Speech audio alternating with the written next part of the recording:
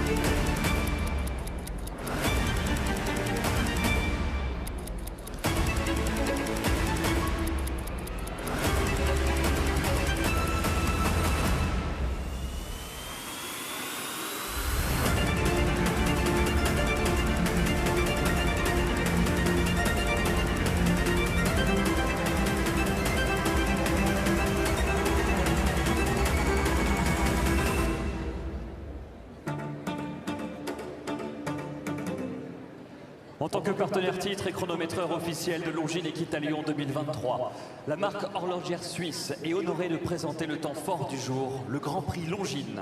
La passion de la marque pour l'univers des sports équestres remonte à 1869 et aujourd'hui, Longines est le partenaire des plus importants événements équestres à l'échelle mondiale.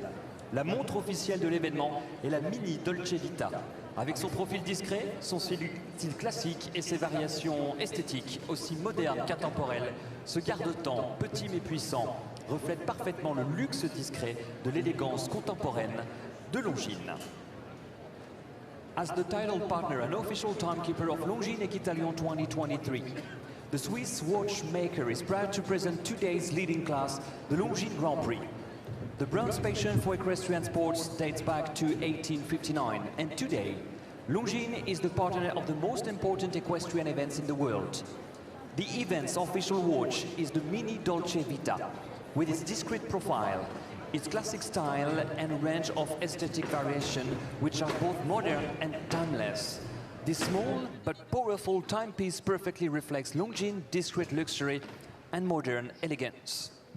Soyez donc les bienvenus toutes et tous, très heureux de partager avec vous justement cette soirée grâce à Longines. Les cavaliers sont en train de reconnaître ce parcours qui va être déterminant, bien sûr. Il va se jouer en deux temps, ce tracé. Le premier, on va le découvrir d'ici quelques instants, obstacle après obstacle. Et le second, s'écrira en fonction de la prestation de chacun d'entre eux, puisque c'est bien un Grand Prix. Il va donc y avoir un barrage pour uniquement les meilleurs qui se retrouveront sur un parcours remodifié en ce qui concerne le nombre de sauts, mais certainement en ce qui concerne les difficultés techniques auxquelles ils devront faire face.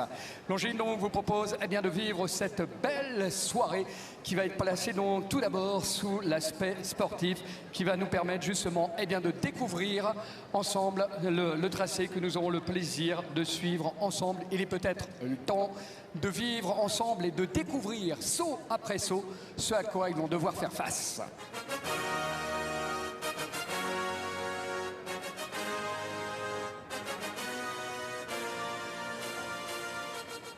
Placez-vous donc à cheval. On va prendre obstacle après obstacle les efforts ou les sauts qu'ils devront faire. Regardez donc, notre regard se fixera sur le premier obstacle. Il est haut de 1m48, 1m50 et 1m40 de large. Cheval liberté, pile poil à l'entrée de piste pour mettre les chevaux dans le train. Ensuite, il y a une distance suffisamment large, 9 foulées ou 8, suivant évidemment le galop qu'ils auront pris pour aller sur le vertical numéro 2 en bout de ligne. 1m57 déjà sur ce vertical du côté justement de l'espace VIP. Ensuite, on va revenir un petit peu sur ces traces, tourner à droite. Nous voici aux couleurs de l'Ambert en ce qui concerne donc cet auxerre haut d'1m54, large d'1m25, peu de largeur, peu de front, c'est ce qu'on appelle donc un auxerre donc polonais, qui les mènera ensuite sur un dessin suffisamment large pour aller sur un enchaînement avec donc derrière vertical auxerre, vertical le haras d'autui Et juste derrière, donc, nous allons retrouver les 4 foulées pour aller sur Institut Estéderme, l'Auxerre, au bout justement de ce ligne. Et là, nous sommes donc sur le côté opposé, sur cet Auxerre donc, qui est suffisamment haut et large, haut d'1,52 m, large d'1,60 m. Ensuite, on va se replonger encore une fois dans la diagonale, celle qui va faire traverser donc l'écran géant. Tout d'abord sur...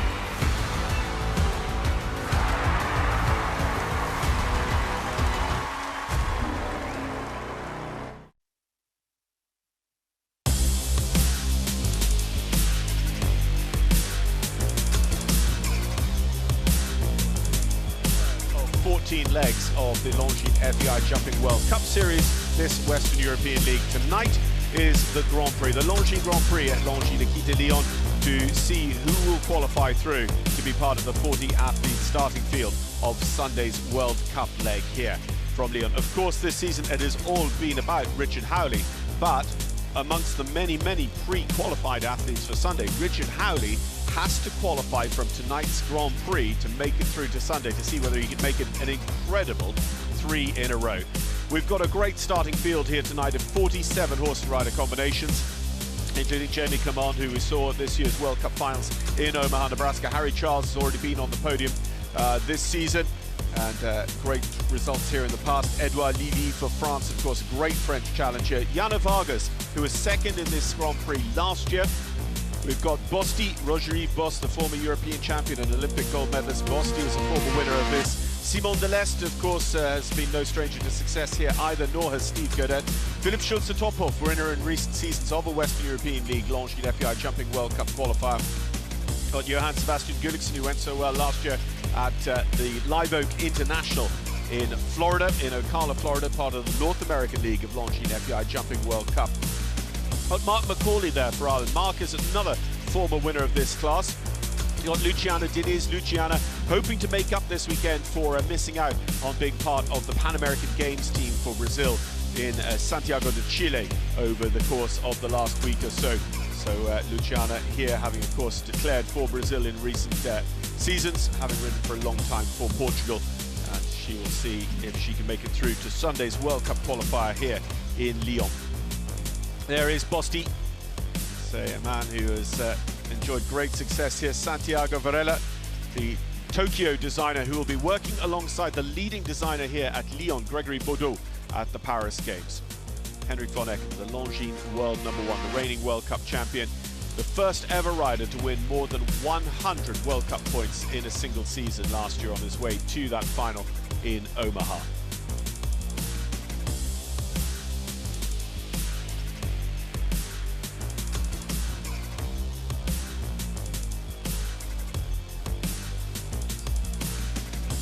Fayard, who is the winner of both the Grand Prix and the World Cup qualifier here in Lyon 12 months ago. World #2, Kevin Stout, of course, another local hero, European champion, Olympic gold medalist, his European championship back in 2009. Pierre Schwitzer, Max Kuhn and Mark McCauley all just walking the line up from the big early wall on this course. Maximum height, -60, really interesting design as well, down there in the corner of the ring.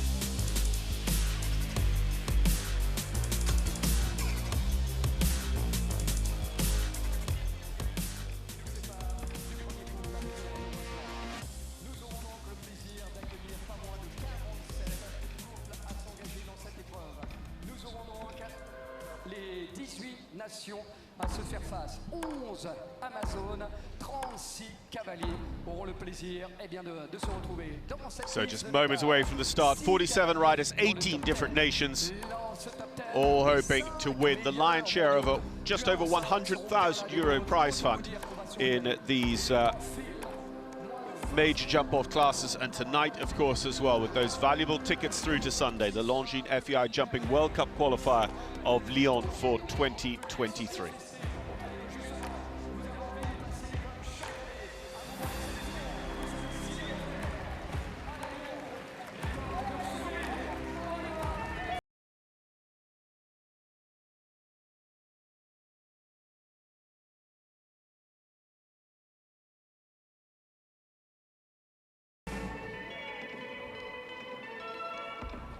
So we start our competition then with an Olympian for Switzerland, Romain Duguay. Romain, who's been on the podium at a World Cup finalist, an Olympian, as I said, a 5-star Nations Cup Grand Prix winner at home as well in St. Gallen. He rides Hunger Games du Champ du Bois. He will show us the way around this first round track, of course, jump-off format for this Grand Prix. So all those in equality of first place after this initial round of jumping will come back for a jump-off over a shortened course. It doesn't look like it's going to be an easy night at the office. We have the world's very best, no doubt about it, but they haven't had a huge amount of jumping before this, and they're straight up 2.60 meters, and it is very, very much a top-end 1.60 meter course. It's a great prelude to Sunday. See, Bordeaux and his team, they just set this quite tight turn back to number 3, and coming up, floating up the ring here, just to the right of the horses at the moment is the in-gate. They've got those very skinny rails, and then this quite short distance on a little bit of a left-hand bending line to number 5. And once again here, over that big boxy water tray fence, you can see there as the camera changes how he does have that slight right-hand bending line down into his triple, or one stride triple.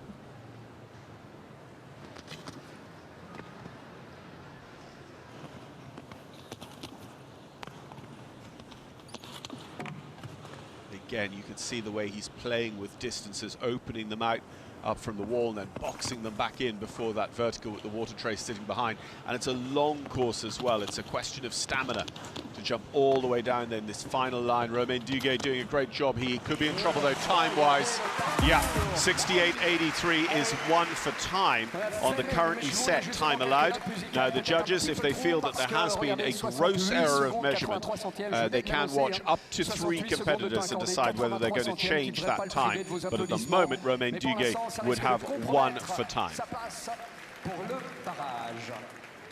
One-time penalty indeed, to remind you, 68 seconds time allowed, 68.83, 1 on the scoreboard for the moment for the Swiss rider, Romain Duguay. Si vous voulez bien, on va partir pour l'Australie maintenant et même avoir le plaisir de saluer celui qui est des Jeux équestres mondiaux d'Aix-la-Chapelle, un cavalier que vous avez reçu ici à Lyon à l'occasion de la première organisation de la finale Coupe du Monde par GL Evans.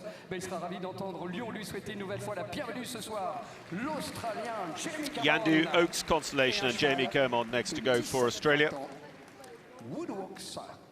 No stranger to Lyon, actually rode in the World Cup finals that were held here in Lyon back in 2014 in the first year of Longines sponsorship. Yandu Oaks Constellation has actually been with Jamie quite a while because they were partners together in the 2018 World Cup finals in Paris as well, at the Accor Hotels Arena, Paris-Bercy as was.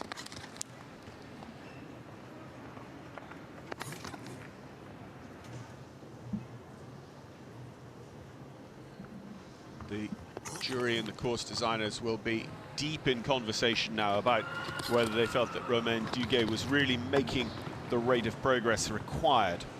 It's 375 meters a minute. It's a very big ring, and it does have some long flowing lines, so really it should be possible for horses of this experience to get up there to that point. Now, interesting just to be able to see that fence from side on where I'm sitting versus what you got as head on, was just to see that he was quite far off, and he took off quite early, and the horse then was going to come down on that back rail, takes another back rail on the way home. In terms of the time, he's into time as well. It's 8 for jumping and 1 for time for Jamie and Yandu Oaks Constellation.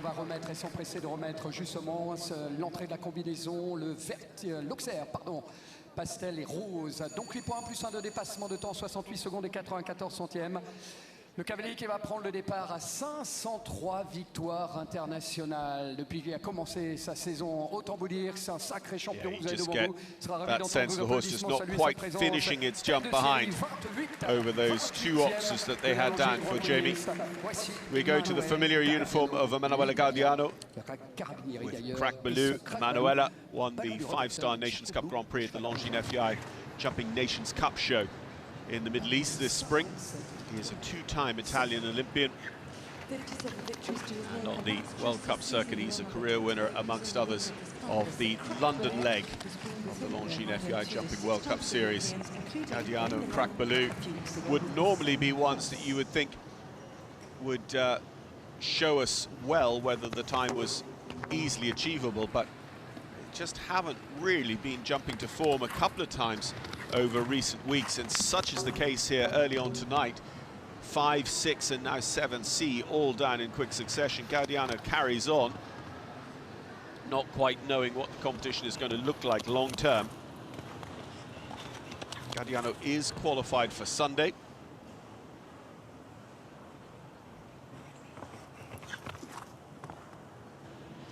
In terms of his own riding, but any horse he wants to ride on Sunday must complete the first round of a Table A competition.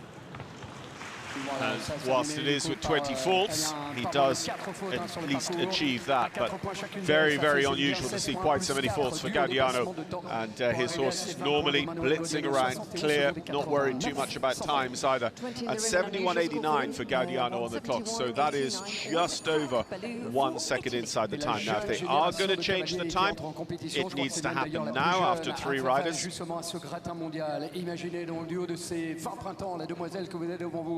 A déjà un beau palmarès, participante au championnat d'Europe, victorieuse en Coupe des Nations, tiens, en 3e marche du podium à Rabat. Il y a de ça quelques jours, mais il manque plus d'applaudissements pour l'aider. The countdown has begun. We haven't had any announcements, so Jean Sadrin and Unforgettable Danville are going to try and take on this. Juste brillantissime à Monaco.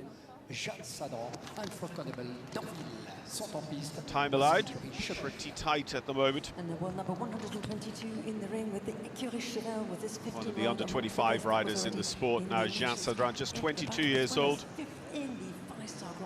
Plenty of youth championship appearances for France, but in addition to that has also been a Nations Cup rider at the senior level. And riding quite a few of the Longines Global Champions Tour. Indeed was 5th in the 1.5 million euro Longines Global Champions Tour Grand Prix du Prince de Monaco.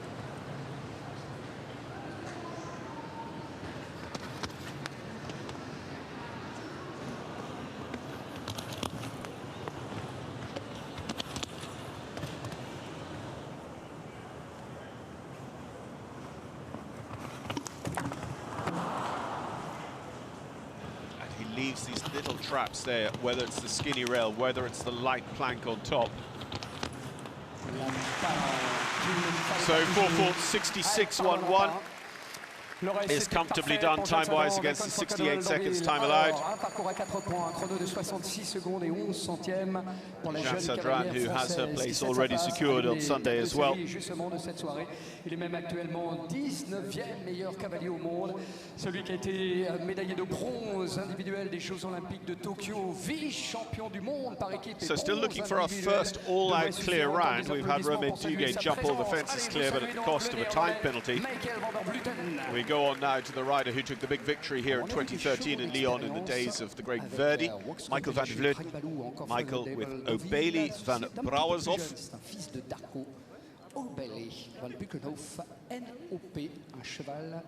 Michael, such a consistent championship rider over recent years for the Netherlands, including that individual medal at the Tokyo Olympic Games. It's really got O'Bailey just bottled up here early on the course. Just wants the rideability and the controllability.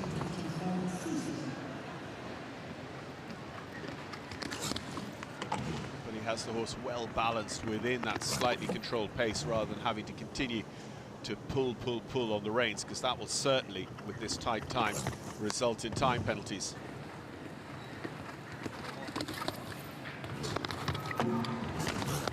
Now just wasn't in a comfortable spot at all for that B element. Great shot of that tricky wall coming off the corner of the ring at the VIP end as well. It's Michael van Vleuten and O'Reilly van Brouwers off on just the 4 as they go up to Jean Sadran's tricky plank here at the top of the ring. Makes a great shape over that, and it's a great jumping horse, O'Reilly.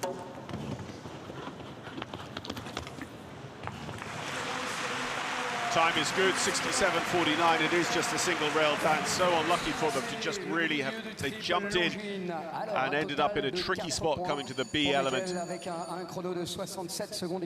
fact that O'Reilly worked so hard to get himself out of trouble, that they only had the top rail off it, really. Prestation française. Ce serait bien qu'elle entende son public. La deuxième prestation française, et ce serait bien qu'elle entende son public saluer sa présence après une saison fabuleuse et même des saisons.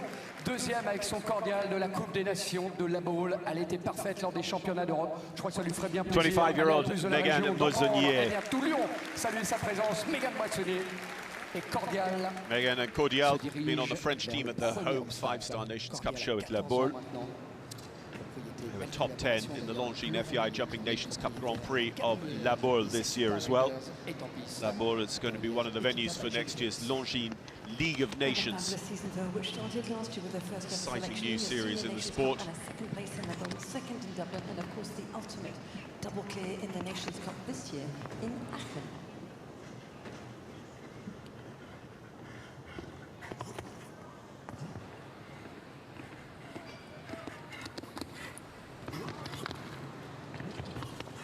It's just quite interesting, even, you know, there's no possibility of the time changing now. It's still early.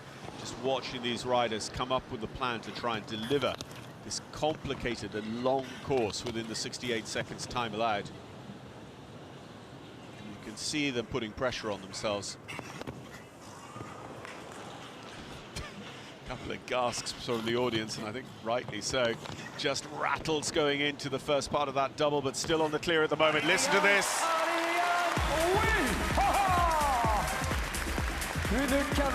Clear out number 1 of the Longines Grand Prix goes to Megan Moissonnier for the home side here.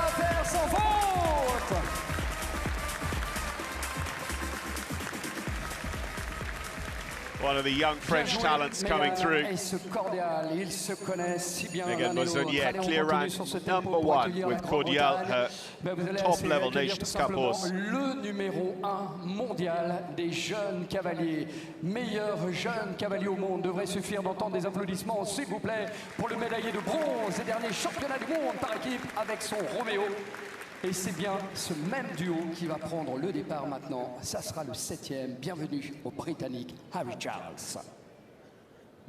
Well, number 1 in the young rider category, world number 14 Harry Charles, in the senior category. Romeo 88, Olympian Harry, world medalist last year at Herning. And with this horse, Romeo 88, he was second this year in the Longines Grand Prix of Ireland at the Dublin Horse Show.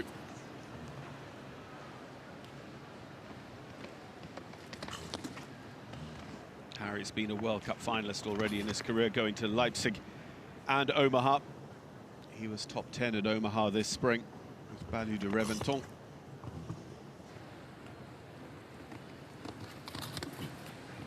Just struggling to get Romeo right back where he needed him, but they, as a pair, know each other so well. They solved the problem of that triple combination coming in, being very, very close into the A element.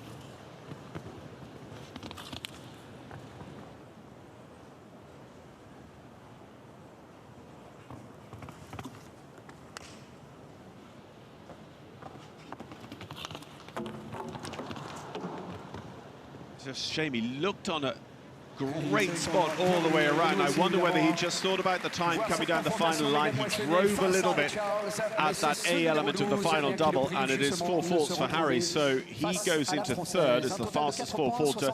Megan Moissonnier leads with our only clear. Romain Duguay is in second with a single time fault, and Harry Charles now in third with the best of the 3 4-faulters. De saluer la présence de la cavalerie suédoise avec l'une d'entre elles d'ailleurs, et non des moindres, qui serait ravie aussi d'entendre Lyon lui souhaiter bonne chance ce soir. Allez, bienvenue à celle qui cette année était 3e nation, enfin troisième en tous les cas avec la Suède, nation lors du CSCO de la Boule, lors de la Coupe des Nations, victorieux d'un des Grands Prix de Kassel. Petronella Andersson a scellé donc la jument de 13 ans. Petronella Andersson is our next to go. Petronella with Cassina Z for Sweden.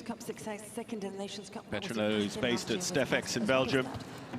She and another horse, Odina, were fifth in the five-star Nations Cup Grand Prix at La Baule this year.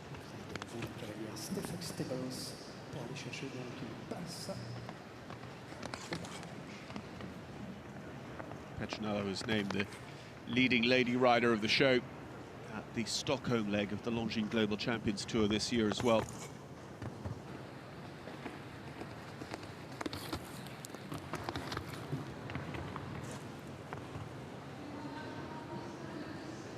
Having to work through that triple combination line, no doubt about it. Just saw Petronella sit up out of the saddle, move up the pace and the distance after the wall up to that pastel oxer. It's super wide, that pastel oxer in the middle of the ring. And again, I think just chasing the time counts against them on the final line. 65-65 with the 4 faults. They're a little bit faster than Harry Charles, so they take over third. But small consolation really when, again, it's so incredibly close to being a very, very good clear round. How many times are we going to be seeing that tonight? Still just one clear. For the moment, only one clear. Yannick Cordial, Megan Moissonnier for France, 67.09 her time. Ouais, mais elle aura peut-être aussi le plaisir de faire le barrage face au champion de France actuel. Oui, oui, c'est bien celui qui va prendre le départ maintenant.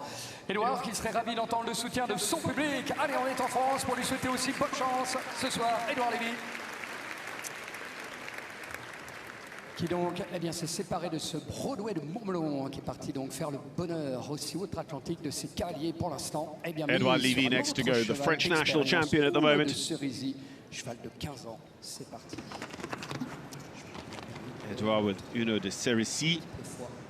Victorieux à l'occasion des Grands Prix internationaux Upside Jumping. And a fabulous season for them last year with the same Uno amongst the events, the Nations Cup victory. That was in Hickstead, second in Dublin, as well as second in the five-star Grand Prix there in Ireland.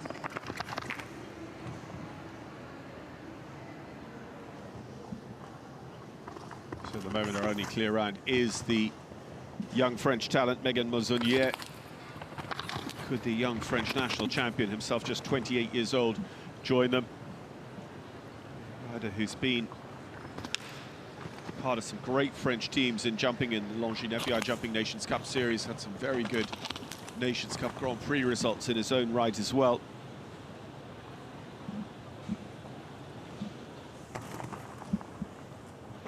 Uno de Cerisy was on the podium in a very good Sunday jump-off class onto the Eiffel Tower on the Longines Global Champions Tour this year. And again, it is that final line double, the B element that comes down for Edouard Lévy.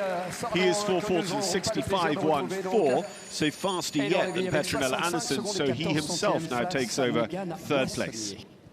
4 faults, 65.14 his time, and the current third position for Edouard Lévy, the French rider Uno de Cerisy. L'Allemagne, nous a délégué l'une de ses cavalières et c'est même la 4e meilleure cavalière au monde que vous pouvez saluer, s'il vous plaît, mesdames, messieurs, Jana Bergers.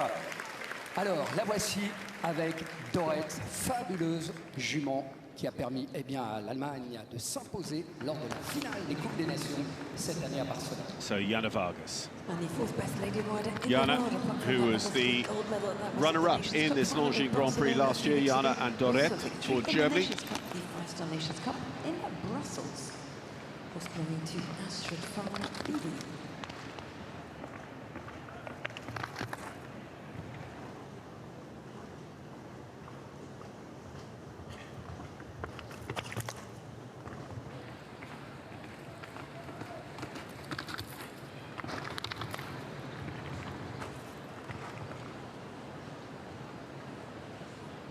Jana and Dorette were part of the German team at this year's Longines FEI Jumping Nations Cup finals in Barcelona.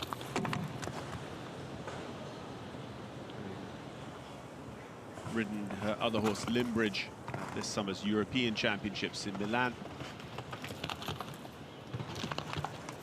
And having been second here last year. She puts herself in a position to repeat or improve on that performance. She is clear, 67.15, just inside the 68 seconds time allowed, but enough.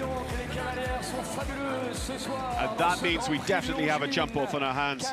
And it is Lady Rider versus Lady Rider at the moment as well, with Megan Mozonier and Gianna Vargas being the only two to unlock a clear round here over this course. Set by Gregory Boudot, but what's so interesting, I think, for a lot of riders, a lot of people watching in, is that Gregory Boudot is working here with Santiago Varela.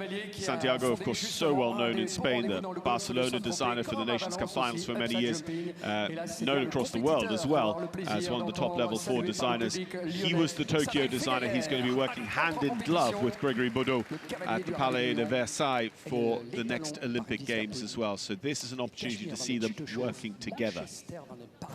Sadri Feguier and Manchester Vente Paradis. Sadri, unfortunately, has number 3 down, so an early rail, unfortunately, for the Frenchman.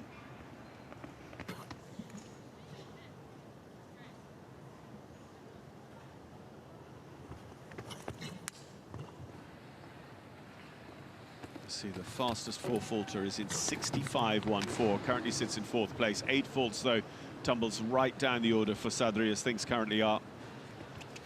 Whilst we don't have a lot of clears, we do have a lot of 4s.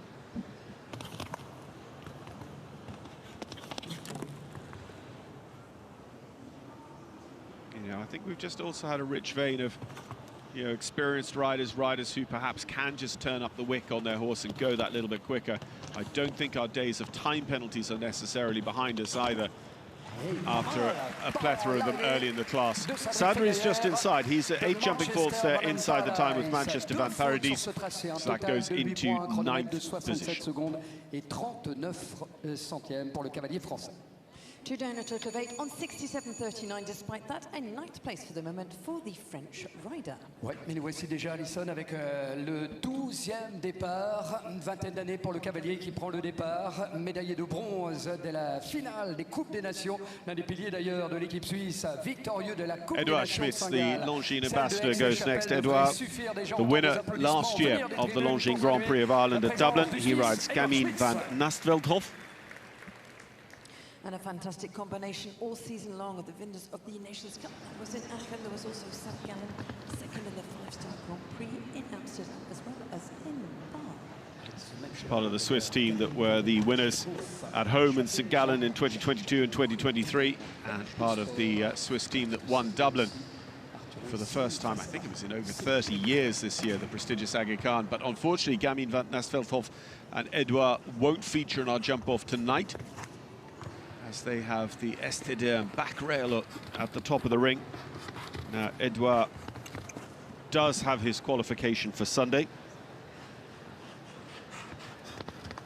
There are still quite a few riders, though, who need to do well in this class to ensure that they can line out on Sunday for those valuable Longines FEI Jumping World Cup points. Building up towards an historic final as well, with Riyadh and Saudi Arabia playing host to the dual finals in jumping and dressage. It'll be the first time the finals have been in that region. And Edouard, again, with that tricky double on the way home. He has the A element, back bar down. The horse just chests it a little bit, but picks up well out over the big vertical coming out. Stands about meter 58. Edouard Schmitz and Gamine, 9th position on 8 faults. La France face à l'Allemagne, oui, mais la France aussi compte une des têtes de série, et c'est même le numéro 1 français qui va prendre le départ. Que dis-je? Le numéro 2 mondial qui va prendre le départ. Que dis-je? C'est le médaillé de bronze des derniers championnats d'Europe. Il est bien là, celui qui a 29 victoires internationales cette année. Il a tout gagné l'année dernière. Il est bien là, Julien Epaillard pour la France. The world number 2, the individual bronze medalist from this year's European Championships, and the defending Grand Prix and World Cup champion from last year's Lyon, Julien Epaillard. Julien with Dubai Duced. Dubai Duced was his horse for Milan this year.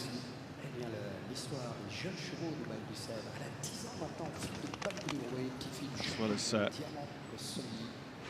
jumping throughout the Nations Cup and the World Cup, he also has finished top 5 in the Longines Global Champions Tour circuit this year as well. And he won 2 legs of that series. He also won the City of Barcelona trophy at the Nations Cup finals with Donatello Doge. Just having an absolute purple patch.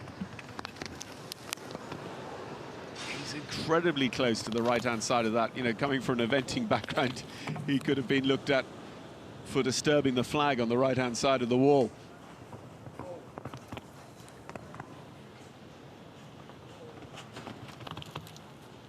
Always had the reputation of being incredibly fast. You don't worry about him with the 68 seconds time allowed. Look at that time, 65.09. Julien Epillard, Dubai Descent are clear round number 3. Last year's 1 and 2. Julien Epillard and Yana Vargas are now represented in the jump-off once again of the Longines Grand Prix here in Lyon. Qui avait tout gagné l'année dernière et il sera bien de la fête ce soir. On vous sent parler bien sûr dans les tribunes en se disant quelle soirée, elle s'annonce merveilleuse. Julien Epillard face à Jana Vergers et Megan Moissonnier, et c'est pas fini, il y a du bon monde à venir nous rejoindre. Tiens, dans le top 30, 3 into the jump-off so far. De la Longines Grand English, qui va nous As we go on now to Dennis Lynch. Dennis, a championship medalist for Ireland, and no slouch when it comes to performances indoors either, several times. A Longines FEI Jumping World Cup qualifier winner both here and on the North American circuit. Dennis with Visto Grand, and number 1 goes down. Dennis already qualified for Sunday. Would have loved to have tried to make an impression on the leaderboard of this Grand Prix here with us tonight.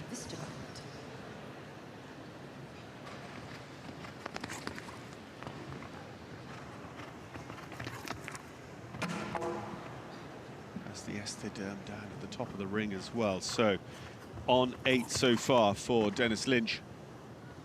Still 3 qualifiers for the jump-off as things currently stand.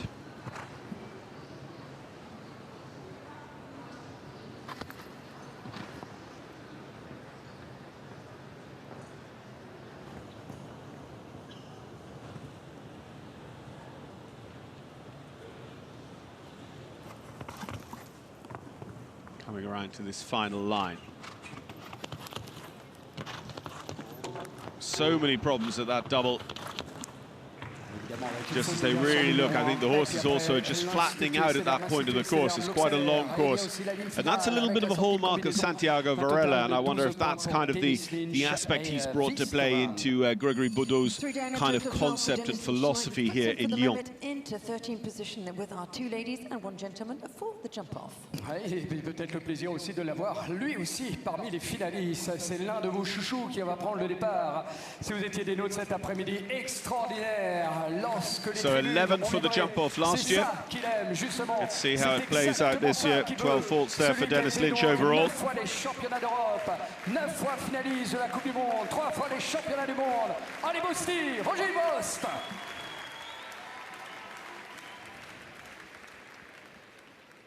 We've already seen him in fine form. That was in the opening class in this 5-star category. So Bosti already going well here at Lyon. Bosti has won plenty of the big classes here at Lyon. European champion in 2013 at Herning. Olympic gold medalist in 2016 at his 2nd Olympic appearance.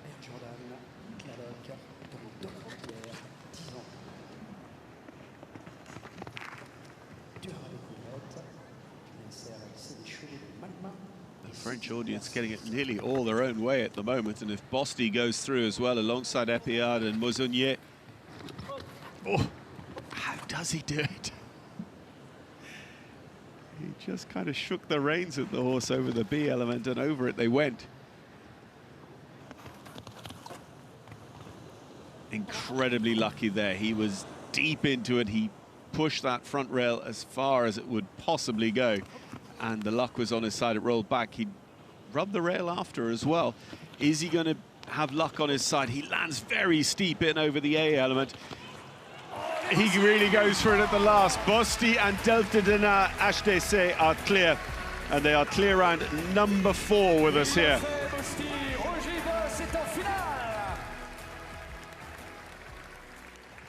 avec Delphes de Dena face à Mégane Moissonnier. John Alvarez pour la manche, son compatriote Julien Paillard. Alors que la sonnette retentit, il a eu l'année dernière 39 victoires internationales. Il est déjà à 39 victoires après celle de Saint-Lô. Ce serait bien de l'avoir aussi parmi les finalistes, mais il ne manque plus que votre soutien pour lui souhaiter aussi la bienvenue à notre Julien, pourrait être finaliste ce soir. Julien Anquetin, Gravity of Green Hill.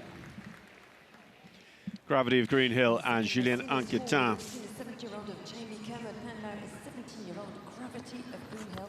Julien Anquetin with number 93 with this horse belonging to Trevor Poole, who's been amongst the best recently in the 4-star Grand Prix in Ascona.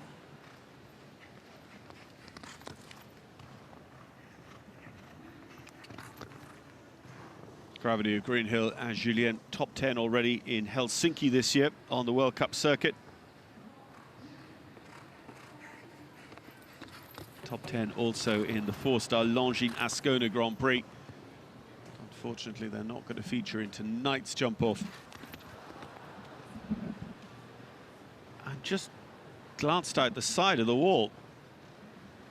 So on 8 faults, the clock keeps ticking as well because they haven't disturbed any of the material.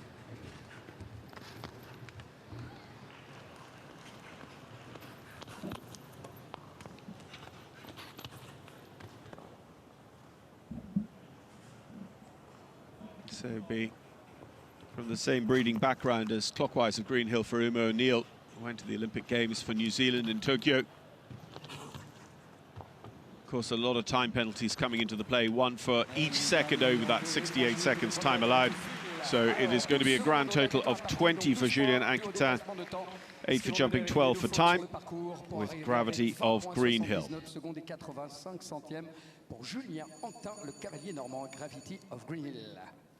17.95, 5 down, a total of 20 for Francis Julien Anquetin. As we said, 4 through to the jump-off so far, 3 for France, 1 for Germany. Eh bien, on va partir pour le Liechtenstein, mesdames, messieurs, et je crois qu'elle serait ravie, elle aussi, d'avoir le soutien du public lyonnais.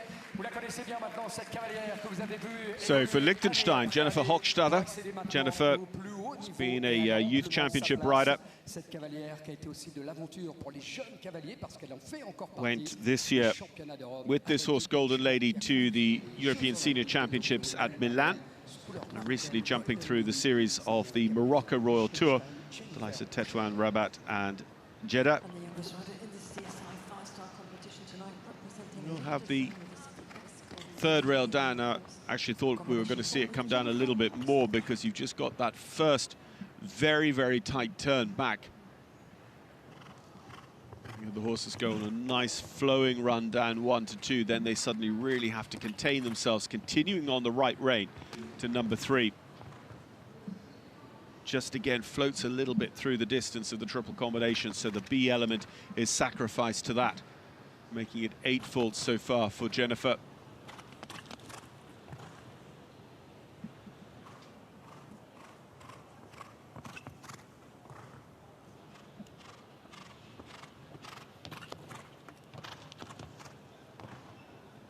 Good job through our problem double on the way home. Jumps the last, and the time's okay. It's Jennifer Hochstadter and Golden Lady with just the 2 on the ground. They go into 11th at the moment with 4 clear rounds coming back to us for the jump-off so far in our Longines Grand Prix here in Lyon. Le départ de la cavalerie française, et là aussi l'un de vos cavaliers chouchous et même héros, en ayant eu le plaisir d'accrocher à son palmarès et victoires dans tous les continents. Et il a aussi gagné. On va demander à l'équipe de piste de remonter l'Auxerre Lambais, s'il vous plaît, l'Auxerre numéro 3 sur la piste. Merci infiniment pour qu'on ait le plaisir de voir donc un ex-numéro 1 mondial prendre le départ, gagnant donc l'étape Coupe du Monde lyonnaise. Ravi d'entendre certainement Lyon lui souhaiter bonne chance ce soir. Oui, c'est bien lui, il est bien là. Un vice-champion du monde. Allez, Simon Delestre. Simon Delestre is next to go. French Olympian, former world number 1 as well on the Longines ranking. Simon with Olga van der Kruishoven. Déjà 2 victoires, propriété d'Ismaël et de Youssef Bouhabib. Simon Delestre et donc Olga van der Kruishoven. Simon already second this season in the Oslo leg of World Cup jumping. So he's off to a good start to try and make it to another finals in his career.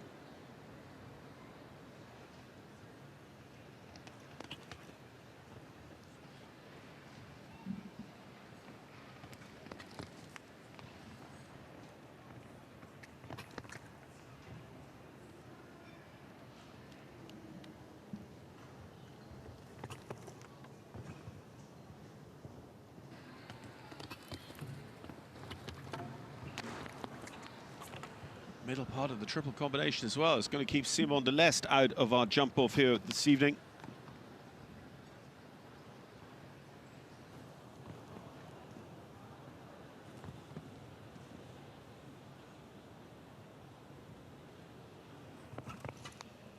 Interesting, the horse Burlak Z that we now know with the Watchmans and Keane O'Connor in Ireland, but was a Tokyo Olympic horse for Simon Delestre, was ridden to youth championships level by his predecessor in the ring, Jennifer Hochstadter.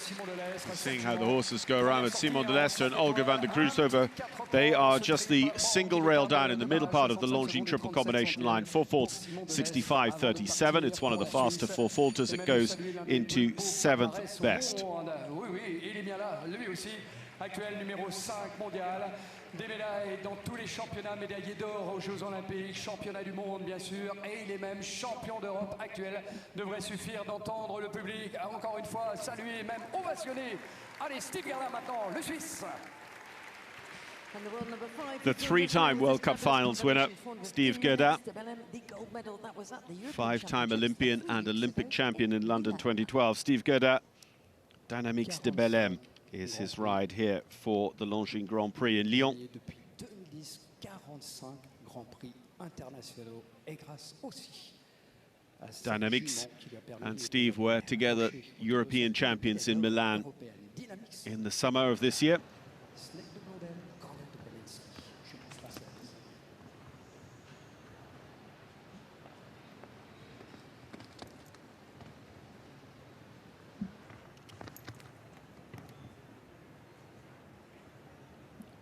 Three for France, 1 for Germany amongst our clears so far.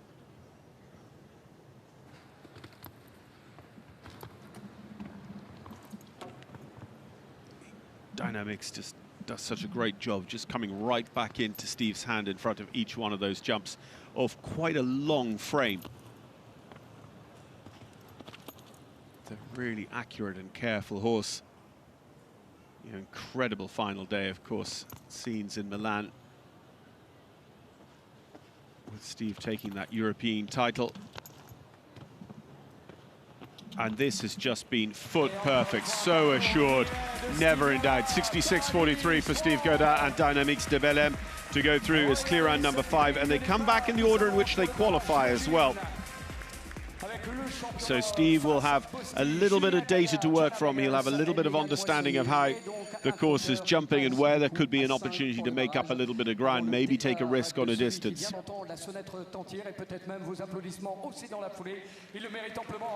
Il a cédé cette fabuleuse jument. Il a de cela dans quelques jours. Ils étaient, tous les deux, deuxième de l'étape Coupe du Monde, la deuxième étape Coupe du Monde, c'est d'Helsinki. Bienvenue ce soir, l'Allemand Philipp Schulze-Tophoff. Philipp Schulze-Tophoff, the career A Coruña World Cup qualifier winner back in 2021. He went on to the finals that year in Leipzig. He has been the individual young rider gold medalist in the sport as well.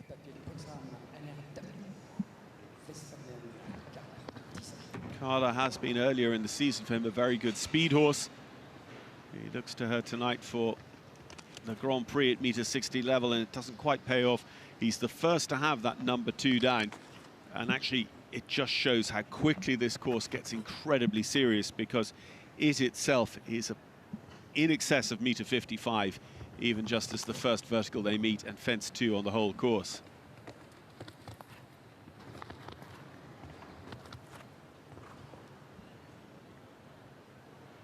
You are now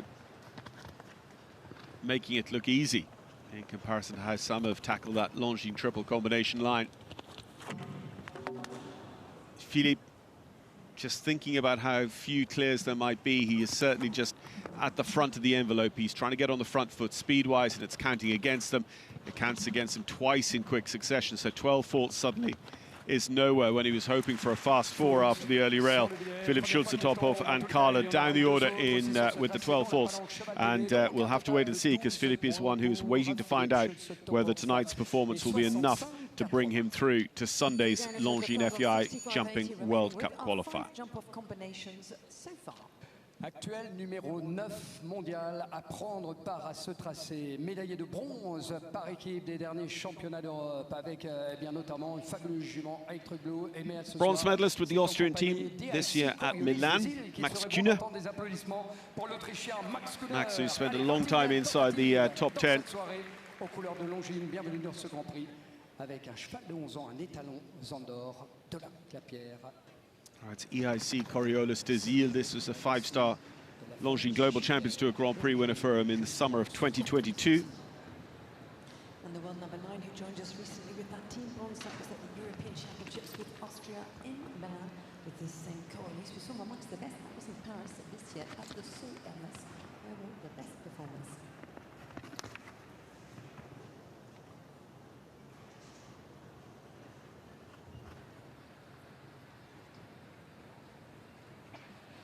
And Max very much on the World Cup trail. This is the third leg of the season, and he is riding at his third World Cup show of the season. He picked up points for just outside the top 10 at Helsinki. He's a little bit further down the order in Oslo.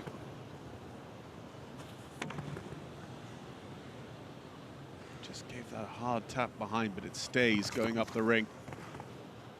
Might have just worked in his favor because the horse was very, very clean behind then, jumping that delicate plank at the top of the ring. Nicely done. He clocks the last again behind, but Max Kühne and EIC Coriolis de Zille have pushed their luck, and it has stayed with them. They are clear, and they are clear round number 6 to come back to us in this Longines Grand Prix jump-off to come. Avant de partir maintenant pour les Pays-Bas, celui qui gagne l'un des Grands Prix Upside, qui est aussi classé dans un des Grands Prix de Bonheiden cette année. Les Pays-Bas entendront des applaudissements retentir justement pour ce cavalier qui n'est autre que Johnny Pals, avec une jument de 12 ans, Zarkarva et OZ. As we head to the Netherlands now, thanks to that clear for Max. Another combination we've seen be very well placed in those Longines Global Champions Tour 5-star Grand Prix. Johnny Pals, Johnny for the Netherlands, and Zarkarva Hero Z. Johnny's ridden a lot of Nations Cups for the Netherlands as well over the past few years.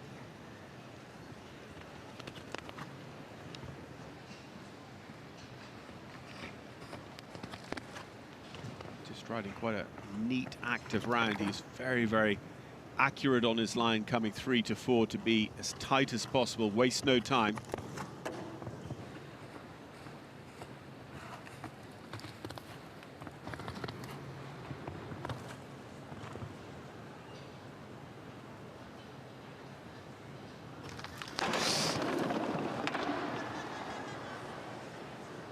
Saddle off and everything. He comes around the corner. He had just gone a little bit deeper around number 2 than he had in other places on the course. He came up, he looked to be on a good, positive position with the horse. He asked for the spot, and I think at that moment the horse just suddenly started to try and read the fence with its cutouts underneath, and that's what can happen. I mean, that is what so many of these fences are designed this way. The planks down low in a fence is designed to draw the horse's eye down. The rider's job is to get the horse looking back up at the top. Johnny on his feet, Zarkarva Hero Z on her feet. Quite the dramatic fall, but very, very quickly dealt with.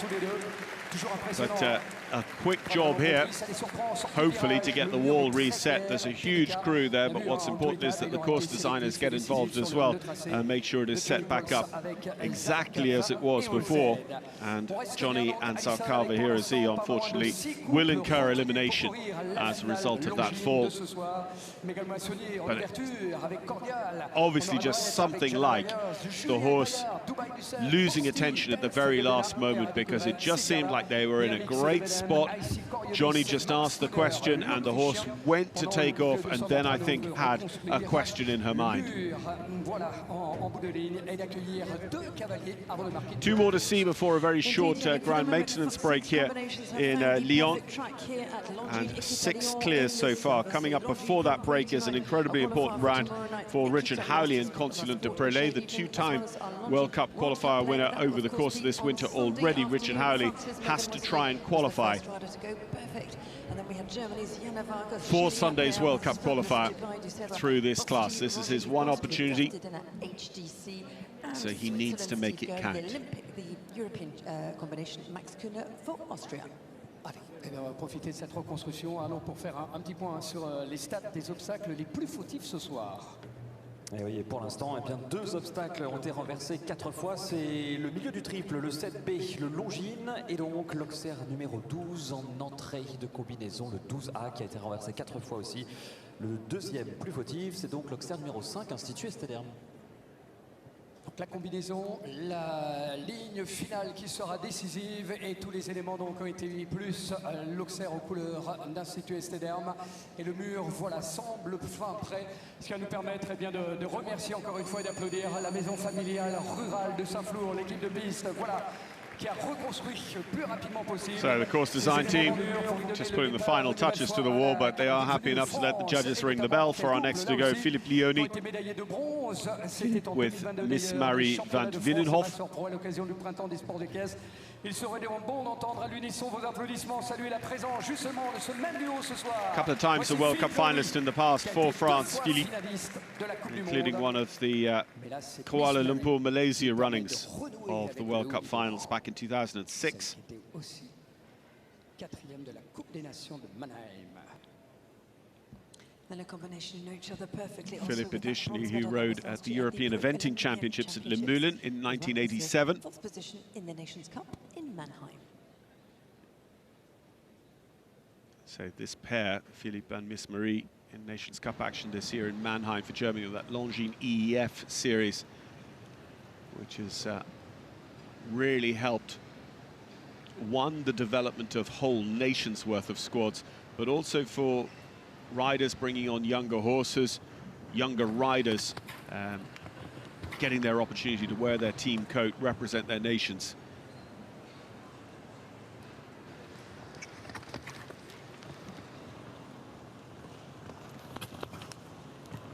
Well, not the most orthodox, especially in the way they came through the triple combination line, but they're making it happen at the moment.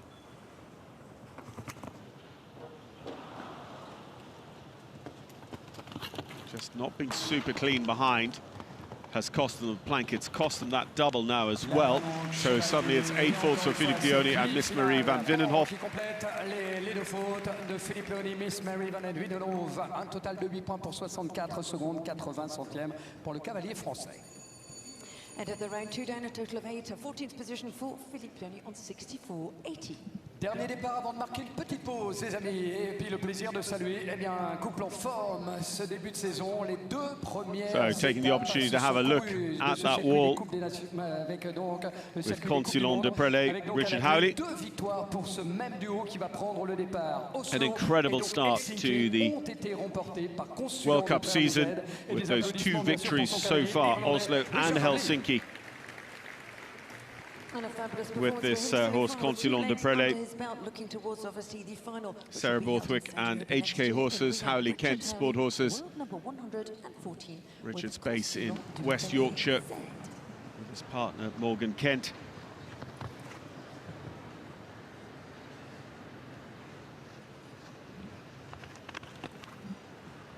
Richard's talent, like a lot of the riders we see from Ireland out on the top level of the circuit, identified when he was a young rider at the Dublin Horse Show by qualification through and then eventually winning the Royal Dublin Society's bursary competition.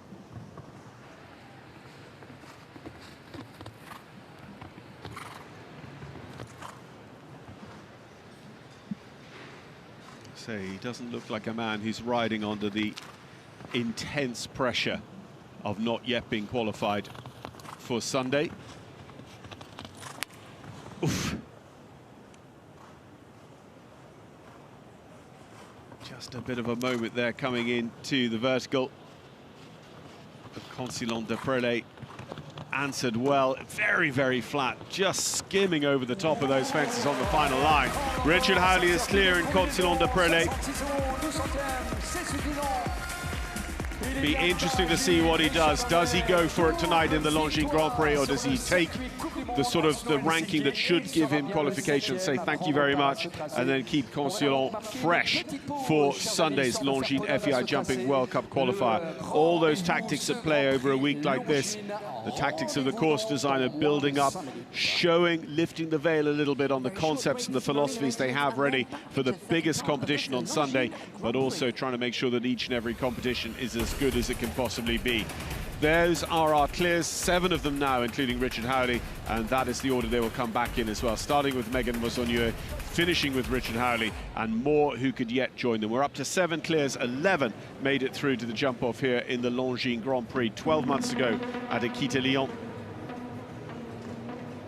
And we'll see how closely that is replicated when we rejoin the action here in just a few moments' time.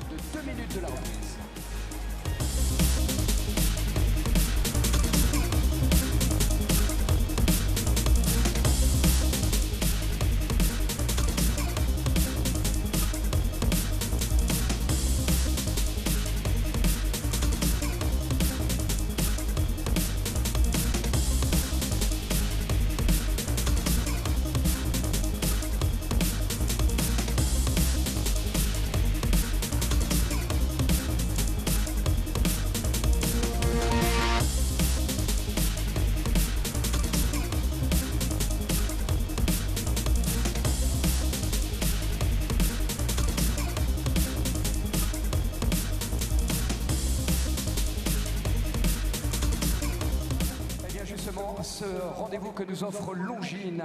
24 on prépare à ce tracé. Déjà 7 se sont donc vus propulsés pour courir la dernière confrontation. Également souligné en premier, Jeanne Bergers pour l'Allemagne, Julien Bayard, Posti, Steve Garland, le champion autrichien, Max Kuhner, encore néerlandais, Richard Genet. Et prêt donc à venir nous rejoindre maintenant, si vous voulez bien, les portes vont s'ouvrir et ça serait bien d'entendre tous les bruits de fois. Donnez-nous l'énergie.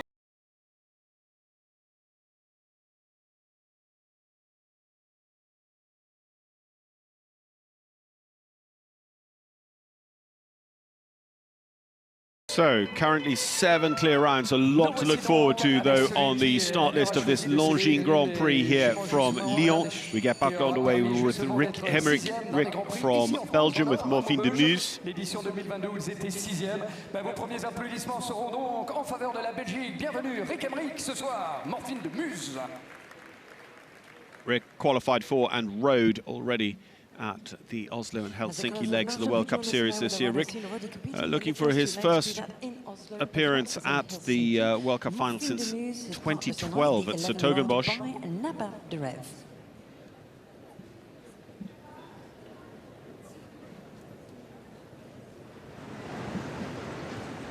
we remind ourselves of this tough course set here.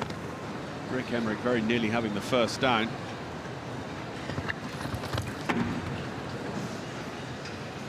Truck set by Gregory Baudot, assisted here amongst his big team, but his main assistant is Santiago Varela, and Gregory and Santi, they will be the pair that will head up all of the course design for the show jumping at the Paris Olympic Games.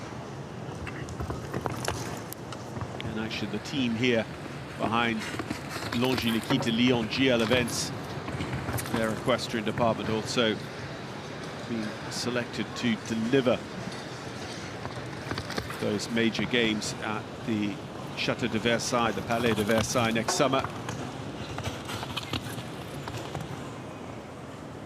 have to say, Rick Hemmerich has almost banked some of these fences. He's hit them so hard, but they are all staying up at the moment. Now, this double on the way home has been very, very influential. He pushes that vertical right the way to the edge of the cup, but it rolls back. Watch the time, though. He's just into time.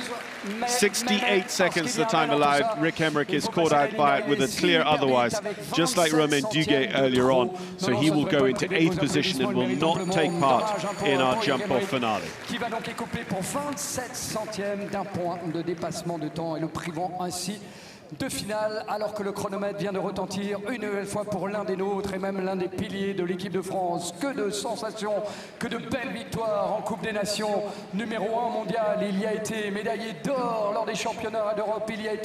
Il a été aussi à Rio, justement. Former world number 1 Kevin Stout, Olympic gold medalist, European champion of the sport. Kevin won this Grand Prix in 2018. Tonight rides Visconti du Telmain. Visconti du Telmain was sort of race in the Global Champions Grand Prix in Madrid. There was also second place in the Nations Cup last year, the CXIO de France in Naples. 70 rounds so far. So I just quite enjoy the increasing spiral of those first 3 fences where you're on that right-hand loop and then you're making a much tighter turn back to number 3. It's caught a couple out. Say 4 to 5 is a slight bending line here, 6 to 7 is a slight bending line as well into this triple combination, and quite unusually it's one stride, one stride.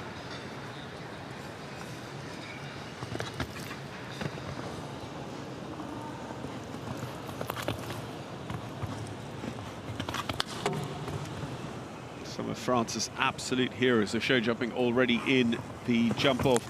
Is Kevin Stout about to join them here with his, has to be one of the top horses in his stable, Visconti, who's been flying the flag for Kevin for a couple of seasons now. Oh, no. The last goes. Kevin Stout, Visconti du Telmain are the first to be denied at the last fence. I think it's the first time it's gone for anyone. It's 4 points for Kevin, and it's 15th position rather than joining our jump-off, which remains at 7 strong. Du barrage se referme pour cette faute sur le dernier obstacle. Un total de 4 points, chrono de 66-41 et de 15e place. Now, 15th place indeed for Kevin Stout as they head towards the world number 15 now. We've seen him amongst the best already this season at the World Cup with Vancouver. He's in the ring tonight with Dubois Prix. Ladies and gentlemen, for Switzerland, please welcome Puis Schwitzer. Puis-je vous demander un petit peu plus d'applaudissements, s'il vous plaît, Puis Schwitzer, Pierce, the rider who was right in the mix for the final va prendre le départ avec une jument d'expérience, fille de Cachemire Manage. result in the FEI Jumping World Cup qualifier at Basel this spring. An Olympic medalist went to the finals in Omaha.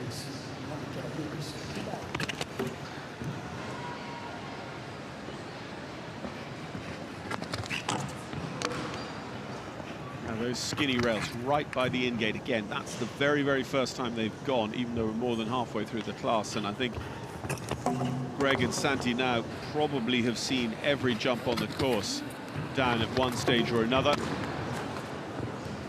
Pierce picks up one of the all-time favourites in the middle part of the triple combination as well, having also had the GL events in the water tray down, and he elects to call it a day there in the corner of the ring with Dubois Pinché.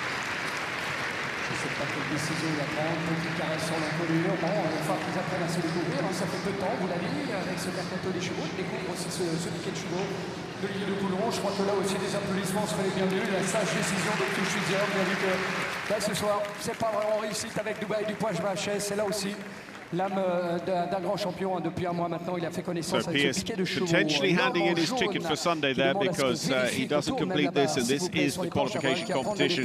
Pierce does not have his qualification for Sunday. Ici, à l'occasion justement des finales Coupe du Monde, il y a participé.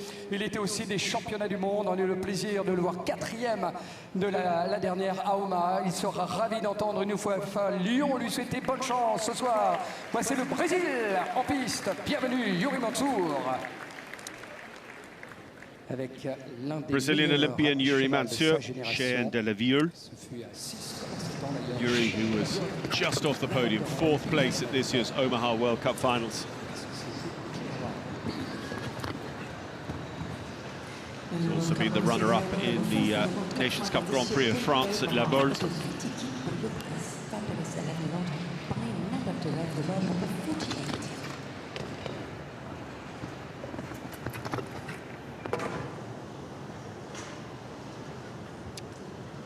We heard a lot from the Estradome fence, but it stays in place for Yuri.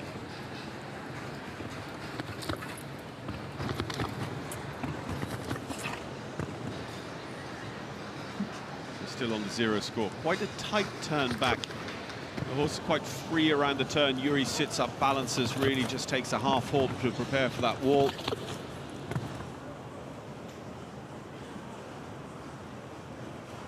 And a moment to breathe, maybe, as you go to that delicate plank at the top of the ring. He's got the tricky double under his belt. 68 seconds time allowed, though. No. 400ths of a second, Yuri Mansour and Cheyenne de la Viole go into 8th position. Il garde le sourire. Non, continuez vos applaudissements un petit peu plus fort pour Yuri Mansour parce qu'il a vu ce petit 0,4 derrière son chronomètre qui, là aussi, eh bien, l'écart de se retrouver face à 7 pour l'instant. Point de Brésilien dans le tableau final, Longines, mais peut-être une nouvelle fois la France, parce que François-Xavier Boulan a fait une saison very, juste very fabuleuse. tough go there for Yuri Mansour, but 400ths of a second exceeding the time allowed for that single time fault. La Coupe des Nations de Pilbergen. On l'a vu s'imposer à Dublin. Allez, un petit peu plus d'applaudissements, s'il vous plaît. Brazil du Mézel, ridden by François-Xavier Boudon. Avec ce fabuleux François, who's the winner of the 5-star Longines Grand Prix of Ireland at the Dublin Horse Show this year. François and Brazil were the runners-up also in this year's French National Championships competition.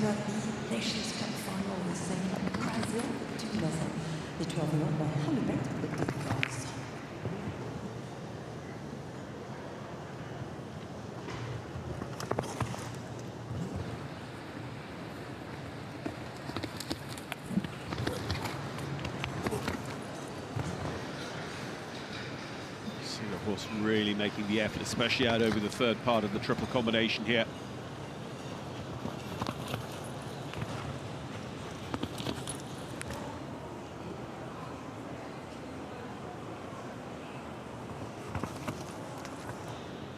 So you don't really have a time to pause on this course from the triple combination right the way through to 3 fences afterwards. Francois Boudon, Brazil de Mezelle inside the time, and they leave everything standing. That is another one going through to the jump off, and another one for France.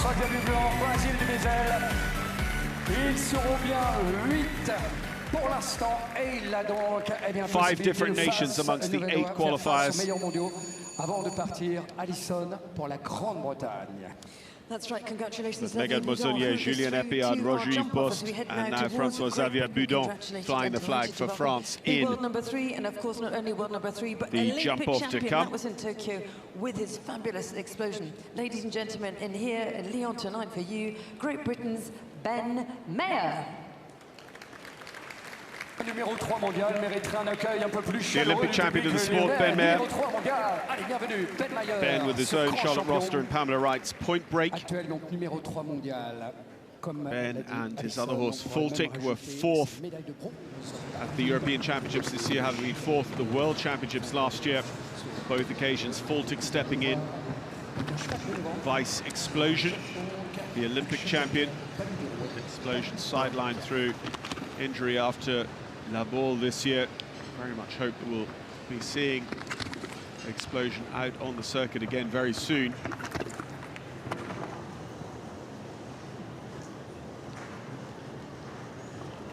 But it's just a mark of how successful and consistent Ben is, that even without an incredibly talented horse, Explosion, with the rest of his string, he's still moving up the rankings. Last month he was world number 4, he's world number 3 now.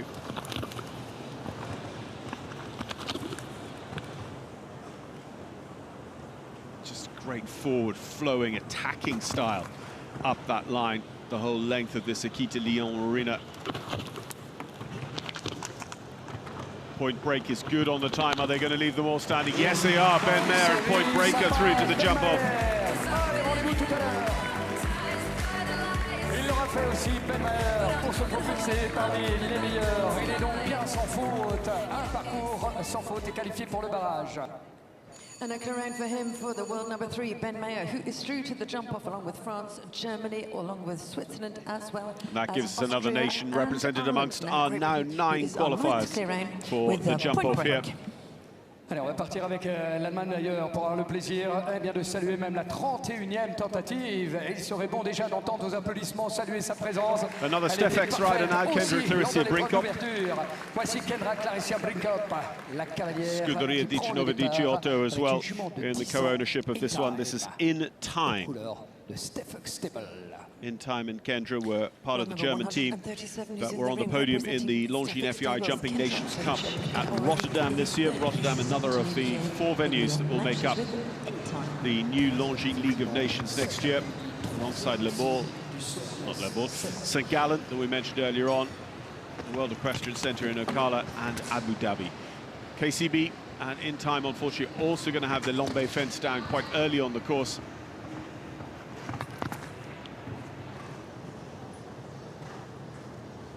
Remember, we have 9 clear rounds. We have 3 other riders on a single time fault.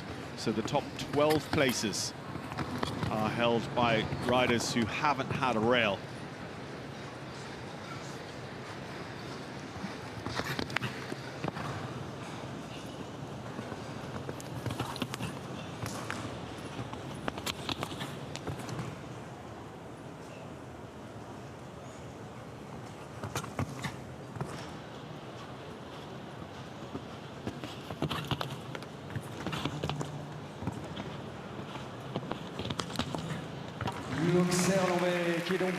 Time is okay, it's just that early rail at number 3 for Kendra Clarissa Brinkhoff, and In Time 4 faults. And that time it is going to go into 19th position for the German rider here.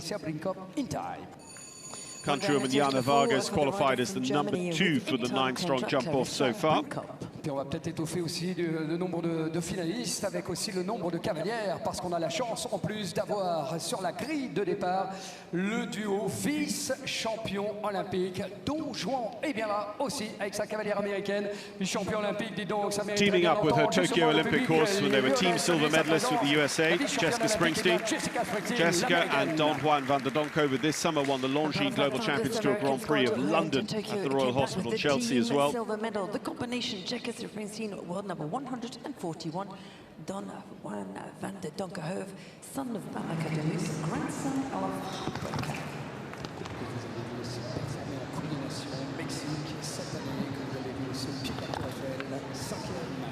Jessica's teammates of the US just won the Pan American Games gold medal down in Santiago de Chile and secured Olympic qualification. It was the very, very last chance for the USA. If they hadn't managed it in Chile, it would have been the first time the USA had ever missed having a team in the show jumping at an Olympic Games.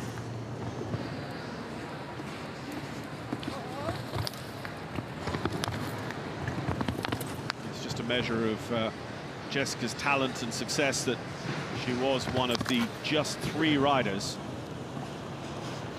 on the US team in Tokyo.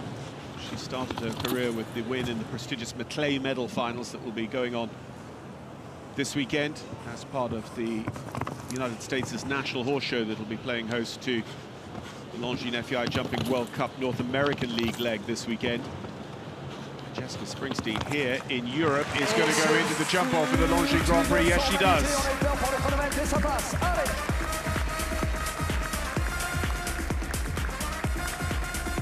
Elle sera bien du casting final. Jessica Springsteen et son fidèle Don Juan van den Donkerhove, 67-67, place de numéro 10 pour le barrage avant d'avoir le plaisir d'accueillir la 15e nation représentée dans ce défi lancé par Longines, le Grand Prix, premier grand rendez-vous de ce week-end. Eh bien, c'est la Norvège qui va entendre des applaudissements pour une grande famille de ce sport, les Gulliksen. Johan Sebastian Gulliksen is our next to go, the Norwegian Championship rider with Howard VDL. Harich and Johan Sebastian have only been together a short while. The horse ridden for a short while by Johan's Olympian father, Geir Gulliksen, Jimmy Gulliksen, as we know him. And before that, of course, for a very long time with Marlon Madolo Zanatelli, this horse. Johan Sebastian went this spring to the United States and lined out in the Longines FEI Jumping World Cup qualifier at Live Oak in Ocala, Florida, when he placed 5th.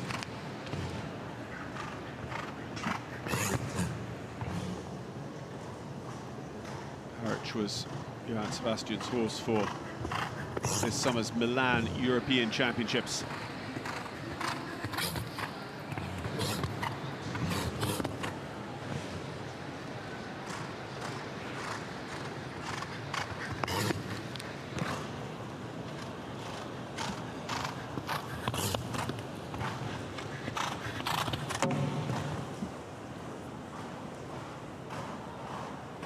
Again, not the first to have really hit a fence up at that end of the ring, such that it can be heard right around the stadium, but it stays in place.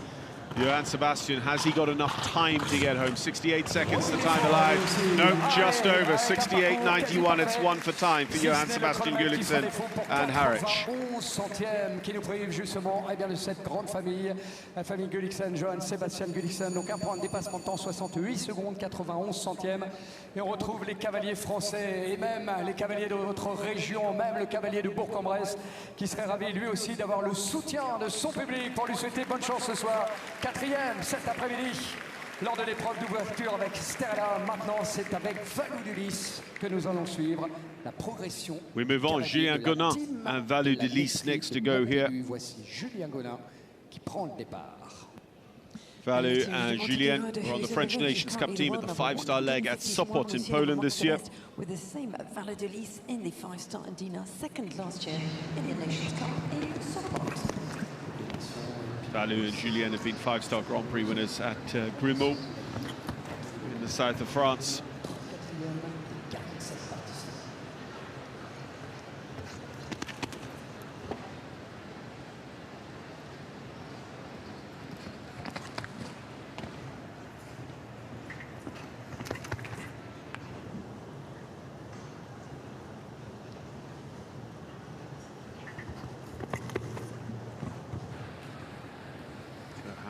clears that we're going to see. I mean, again, even since the break, 2 more joining the ranks of those who can jump clear over the course, but at the cost, in fact, 3 who jumped clear with a single time fault.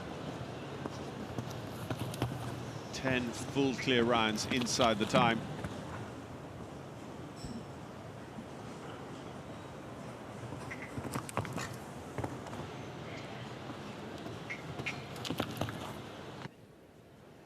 Gunnar and Valu de Lys clear over the last, and the time is good. Julien Gunnar, Valu de Lys are into the jump off, clear round number 11, and it's another one for France.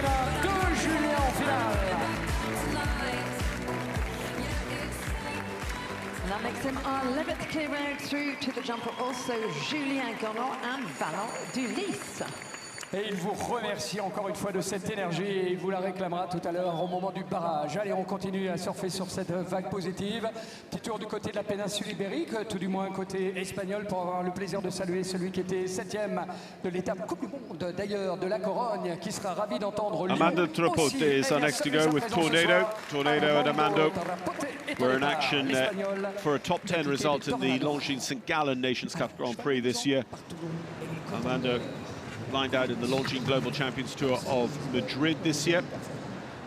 And Spain, who joined us now, one of the 18 nations competing in this Longines Grand Prix. I'll pick him up in a moment. Here he is.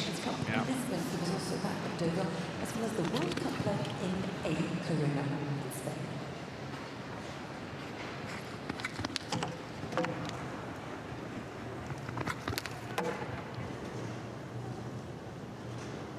Having the skinny white rails just by the in-gate down for the 4 faults so far. Armando.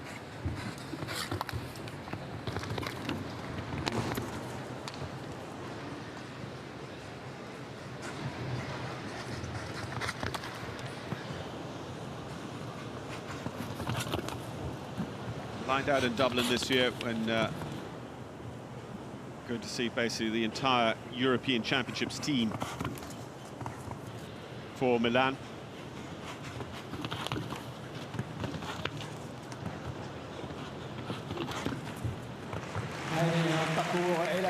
So that early rail coming at number 4 and the middle part of the triple combination down, making it the 8 fourths for Armando and Tornado. 2 down, a total of 8 for the rider from Spain, Armando Trapote, time of 66.13 with our 11 clear combinations. Bon, à partir pour la Belgique, et même avoir le plaisir d'entendre des applaudissements, s'il vous plaît. Eh bien, il est le cavalier belge, l'un des diables rouges de cette soirée, Jordi van Massenhoff. Allez, à s'élancer sur ce tracé vers Diamo Z. Va l'aider justement à la quête. Alors, avant de parler de Graal, en tous les cas, de se qualifier pour le barrage. Le cheval, l'étalon d'ailleurs, fils de Verdi et d'Andiamo Z, tous les deux. We go on to Jordi van Massenhoven. Jordi, who's had a very good start to the World Cup season the last 2 years running, top 10 last year in Helsinki and top 10 this year at Oslo at the first leg of the season with this horse Verdiamo. Verdiamo by the former Lyon winner for Michael van der Vleuten, Verdi.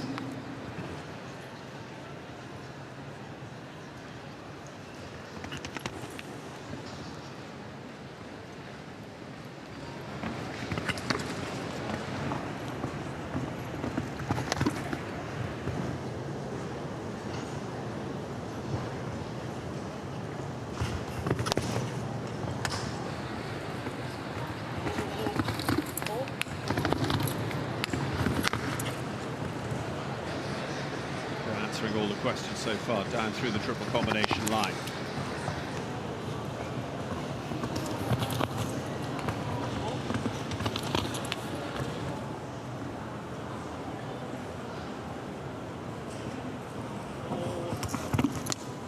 Just here and go to the voice, it's taking a little bit of a woe into the plank. Long and flat, unfortunately, at that double. It was what a lot of people were doing early on when it was really influential. It's been jumping quite well recently, but with their consciousness of that 68 seconds time allowed, we are still going to see a few feel that they have to take a big risk and ride a little bit flatter, a little bit more forward down that final line. Sébastien tout à l'heure échoué pour 1 point de dépassement de temps. Sa sœur va prendre le départ maintenant. Je vous parlais de cette grande famille. Il serait temps une nouvelle fois d'entendre des applaudissements retentir pour la 3e, justement, 2e de cette soirée. qui n'est autre que Victoria Gulliksen, qui a scellé ce soir Mistral van den Vogelens, un cheval de 11 ans par Wisterput Clinton, un cheval belge. With the 11-year-old now who's registered the Belgian warm slot stop Corrado, we've seen amongst the best this year in the 5-star Grand Prix in Amsterdam. So Vicky Gulliksen, well, we've seen brother Johann Sebastian here a moment ago with the clear and the time fault. Vicky riding Mistral van den Vogelzang here in Lyon. We've seen some great results over the course of the last few summers at Equestrian America, Papa Roach. Who was a horse for the Oslo World Cup qualifier, but she didn't ride this one, Mistral van den Vogelzang, in Helsinki last time out.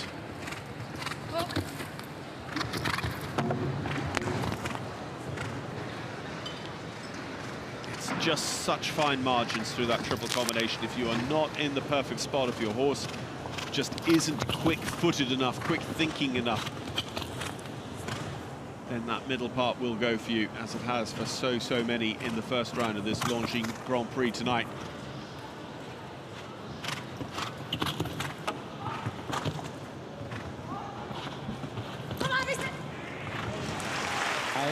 Là aussi, 66 on the clock, Vicky Gulliksen and Mistral van den Vogelzang with the single rail down. They will go into 20th position. Remember, 11 clear rounds coming back to us, and behind them 4 further riders clear with a single time fault, including Vicky's brother Johann Sebastian Gulliksen. L'homme qui a été aussi de toutes ces belles aventures, et notamment championnat d'Europe, vice-champion du monde, il y est toujours. Si l'on résume sa carrière, c'est 53 Coupes des Nations, 29 victoires en Grand Prix, 3 fois il gagne l'étape lyonnaise. Ça devrait suffire pour entendre le public lyonnais saluer encore une fois Martin Fuchs, winner of the World Cup leg here in Lyon 3 years in a row. The rider who's been World Cup champion, European champion of the sport, a medalist at the World Championships as well. Nations Cup final in Barcelona a few weeks ago. That was with Commissar Pezzi. Martin Fuchs is with Commissar Pezzi. Combination is amongst the best in the Nations Cup this year in Aachen. Double clear with this horse belonging once again to Luigi Ballieri. Commissar Pezzi picked up points at Oslo, top 5 then in Helsinki on the World Cup circuit already this season. It was Martin's horse at this summer's Longines FEI Jumping Nations Cup finals as well.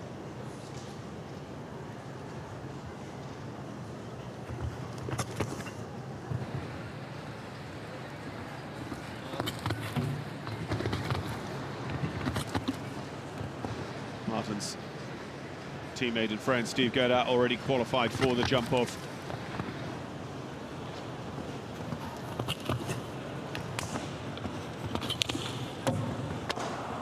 But Martin won't join him. And again, maybe just a little bit too much pace up that line. But you're kind of locked into a system once you jump in. There's not a lot you can really do, because to ease off could leave you having the rail because you're too far away from the fence when you get there. 67.72, it's only just inside the time as well. It is the single rail down, 4 faults for Martin and Commissar Pezzi here in the Lyon Longines Grand Prix. Pour la Suisse, avant d'accueillir ce qu'il se fait de mieux au monde. Champion d'Europe, il l'est toujours. Champion du monde en titre. Champion olympique en titre. Numéro 1 mondial depuis 15 mois. Il a tout gagné, il est intouchable. The Longines FEI World number 1, the reigning FEI Jumping World Cup champion, Henrik von Eckermann, and the reigning world champion of the sport as well, for good measures. Henrik is going to ride Zara Dorchival in our Longines Grand Prix here on Friday night in Lyon. In Milan a few weeks ago, that was Iliana, and also a fabulous performance for them. In Helsinki, Yannick, with the same Zara Dorchival already on the podium this year in World Cup action, taking a 3rd place finish in Helsinki.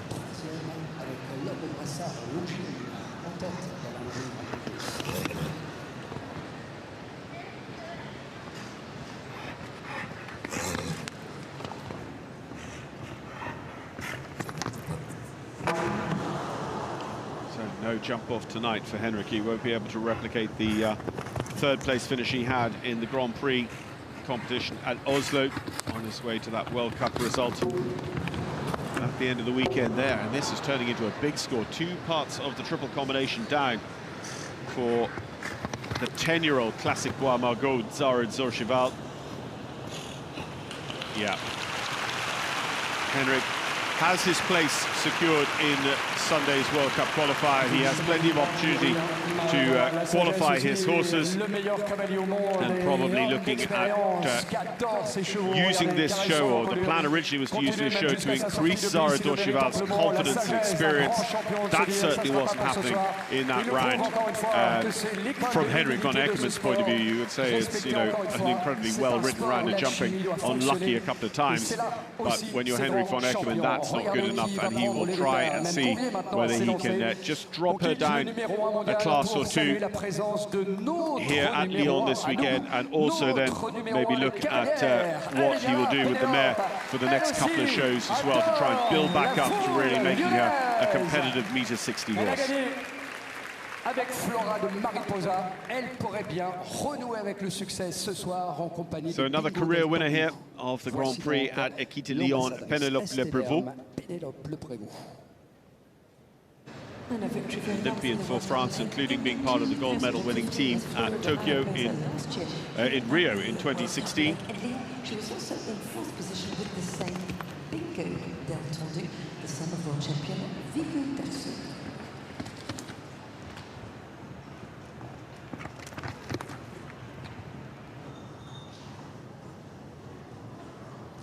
Penelope has ridden plenty of World Cups and World Cup finals in her career. She's been on the podium at the World Cup finals level of the sport.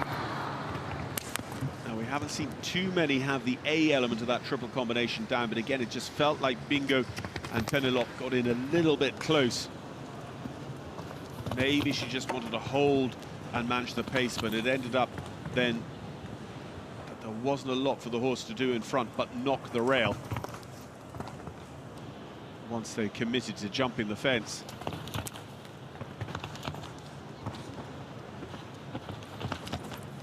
Could be amongst our faster 4-faulters, 66.25 for Penelope Leprevaux and Bingo Del Tondu, but it is not the result. De Bingo et donc de Pénélope Leprevaux. 4,66 secondes et 25 centièmes pour la numéro 1 française.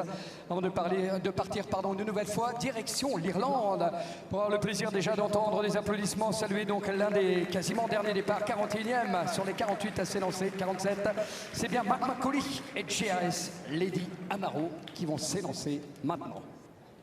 Indeed, Yannick Arnold, who's already through to the jump-off with a man who's obviously got some fantastic performances, 2 winners of World Cup legs. Richard Howlers, we now head to Mark McCauley. Mark McCauley, the winner of this Grand Prix in 2017. Mark for out of the GRS Lady Amaro.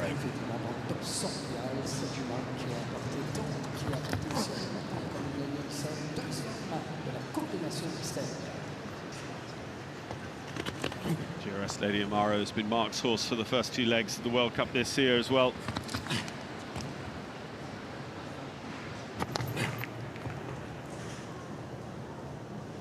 He has had some great runs of success, particularly in these Grand Prix classes indoors. I think he had a good spot at Bordeaux a couple of years ago as well. The French Indoor World Cup qualifier that will come up in the early spring.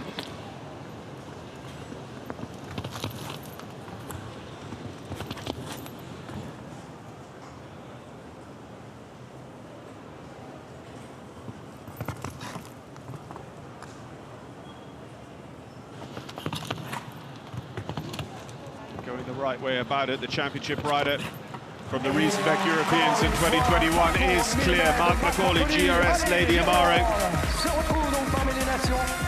Clear round number 12, and that is also important because Mark was looking for his qualification for Sunday, and he gets it here, you would say, by being part of the jump-off finale. All of those qualifications will have to be looked at very carefully to make sure the competition continues there as we head to Brazil. That those riders looking for their places, so many of them. It's a big field. There's about 60 athletes at the show, 40 places available in the World Cup qualifier on Sunday. And actually only, I think, 10 places available. I think there are 30 pre-qualified athletes here in Lyon. Luciana Diniz goes next. So now Brazil, who joins us now onto the for Brazilian Olympic flag, Games, 2 Luciana. World Equestrian Games, 5 World Cup Vertigo finals, du Désert. 8 European Championships, and the Olympics in Tokyo with the same. Rode for the Brazilian team at the Nations Cup finals this year. Rode Vertigo du Désert at the Tokyo Olympic Games. And that would have been for Portugal. She was able to ride the Nations Cup finals for Brazil this year, but with the Pan American Games running on the same nationality rules as an Olympic game, she wasn't yet declared for Brazil for long enough to actually contest the Pan Ams. So unfortunately didn't get to go and ride in Santiago de Chile, which I know is something she had been looking forward to as part of declaring for Brazil.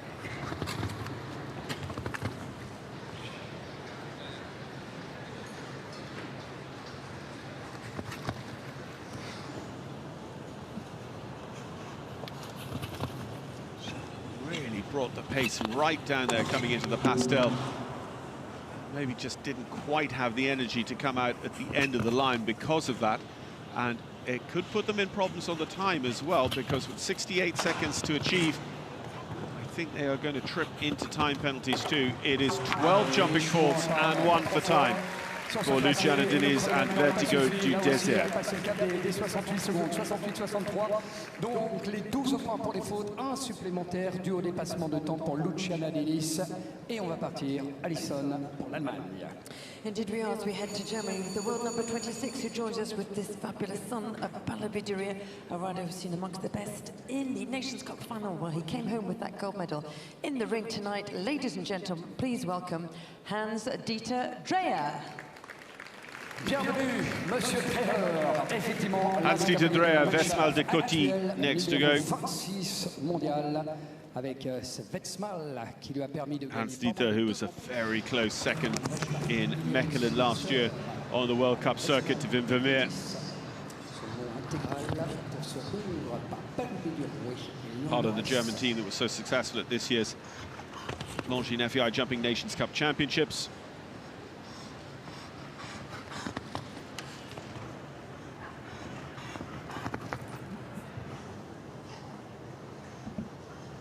Westmal, again, a horse that we know can do the business against the clock in that style of class. This meter 60 more Grand Prix format, certainly with a tight first round, time allowed should play to their favour.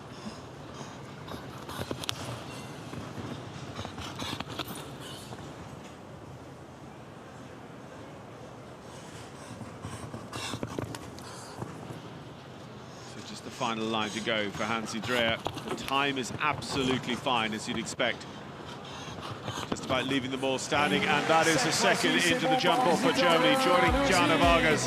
Hans-Dieter Dreher is through. He is clear round number 13. Unlucky for some, but not for Hans-Dieter Dreher. On aura le plaisir de voir, vous l'aurez d'ailleurs en numéro 2 avec Jana Vargas et maintenant avec Hans-Dieter Dreher, avant de saluer un nouveau départ pour la France à venir maintenant, puisqu'on aura le plaisir de saluer celui qui était le meilleur performeur des Jeux Olympiques de Tokyo, celui qui est en train de réaliser l'une des plus belles saisons de sa carrière, pas moins de 40 victoires internationales. N'attendez pas, je vous demande des applaudissements après un résumé de ce beau, justement, palmarès de Nicolas Delmotte, qui ce soir... Nicolas Delmotte and Ilex. French Olympian in Tokyo. Ilex and Nico have been the career winners of the five-star Grand Prix in Dinah. This pair were top 10 in the Grand Prix, the five-star Nations Cup Grand Prix at La Bourg at the beginning of the year.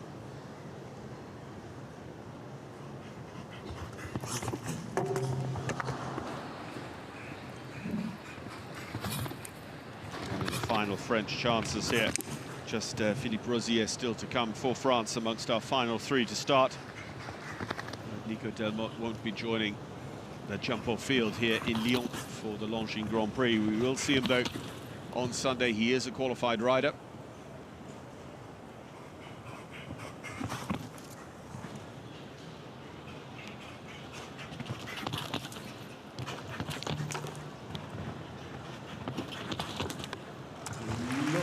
And 65-64 on the clock with the 4 faults for Nicolas Delmotte and Ilex. On ne pas retrouver donc lors du tableau final Nicolas Delmotte. 4 points, un chrono de 65 secondes et 64 centièmes pour l'un des 4 derniers à venir nous rejoindre, puisqu'il nous reste le Danemark, une nouvelle fois la France, puis la Belgique parmi les 3 derniers départs. Danemark, tout d'abord, le plaisir déjà d'entendre des applaudissements pour saluer la cavalière danoise, allez, qui se frotte à l'élite mondiale après une superbe saison couronnée de succès. Pergen, il y a eu Lidstrom aussi. Et bien maintenant, on va la suivre avec Calvin 115, Caroline Rehoff Pedersen for Denmark, and Calvin 115 again, a veteran of both Oslo and Helsinki this year in the World Cup circuit. Actually jumped some World Cup on the Central European circuit as well at Chamerin. 22-year-old Danish riders unfortunately just going to pull the first rail as they come onto this meter 60 Longines Grand Prix track. Graduate of youth championships, having ridden at juniors and young riders for Denmark in the past.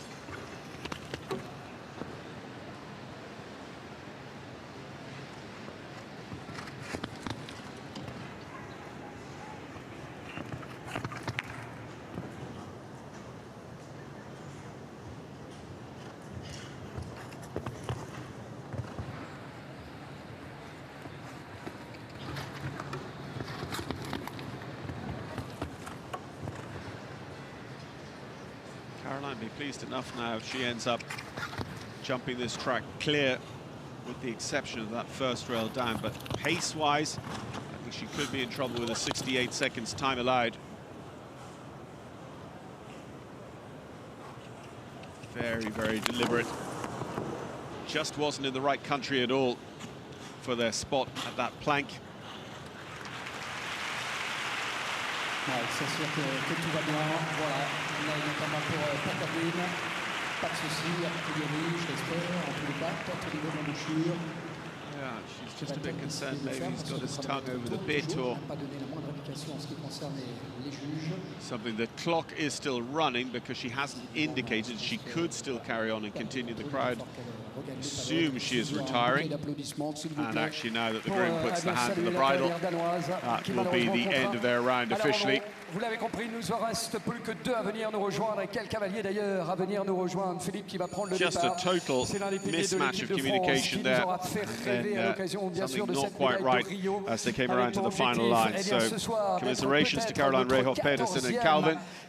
We have 2 more to see here in the first round to see the full size of the jump off to come. Will it be 13, 14 or 15 for the jump off here in the Longines Grand Prix? Philippe Rosier, Olympic gold medalist with the Rio team. Philippe,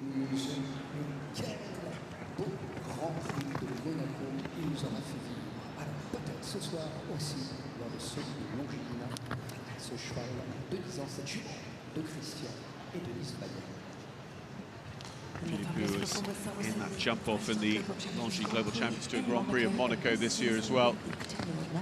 Jumping incredibly well in that small ring. And Philippe with a great connection to the Monegasque Federation. He works as the high performance manager for their teams, including the team that picked up medals at the youth championships this year. Again, just not in the right spot at all going into that triple combination. He did well not to have the B element down, to be honest.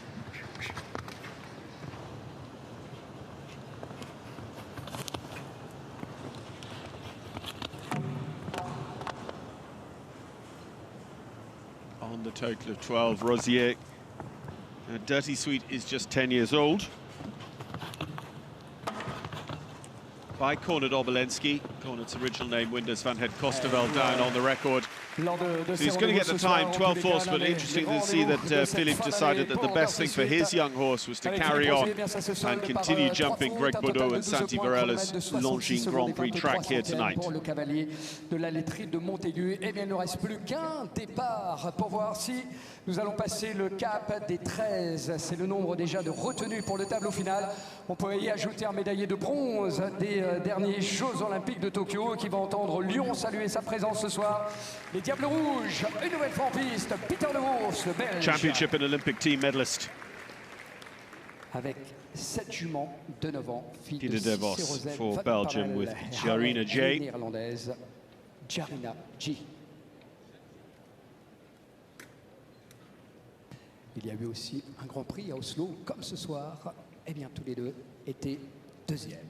Already ridden World Cup this year at Oslo as the winter season gets into swing. In Oslo 3 weeks ago, the same fabulous Jam-Energy, the daughter of Cicero van der Pal.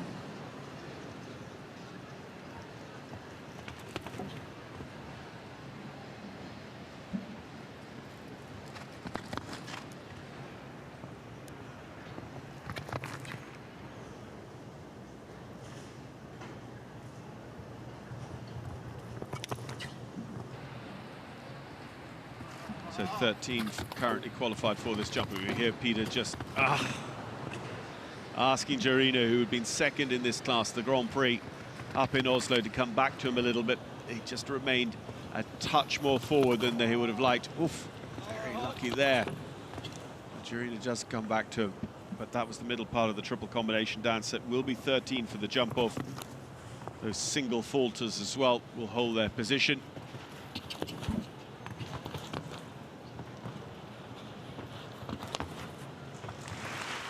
And Peter de Vos will join the ranks of the four falters inside the time. 66.74 will shape his ranking. It will be 27th of the 47 we saw for Peter de Vos. And of course, those who don't go forward to the jump off get their final ranking on faults and time in this first round. So 13 places to be decided based on the jump off. Then with our single time falters sitting just behind on the ranking. Let's remind ourselves of who's coming through.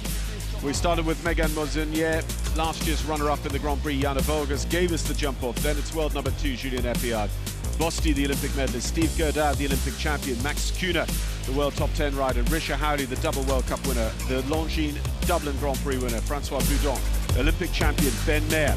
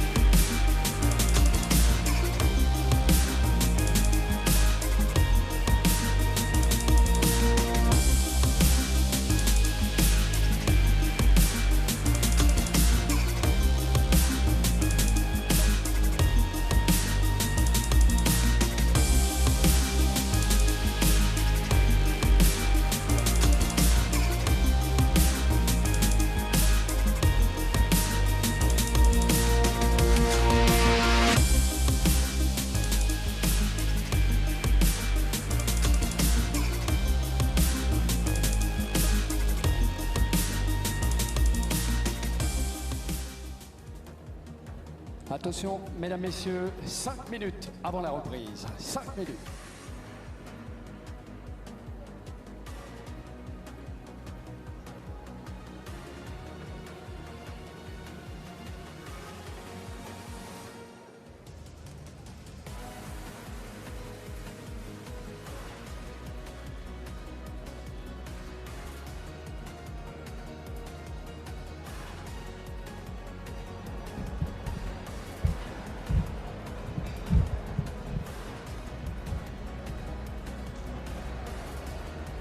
Allez, on est en train de mettre ce parcours réduit. Il est peut-être temps de le mettre déjà en lumière. Ce tracé, que vous puissiez déjà vous imprégner comme les 15 cavaliers qui devront y faire face. Alors, il y en a qui ont décidé de ne pas prendre part à ce tracé final. Ils peuvent prendre leur décision.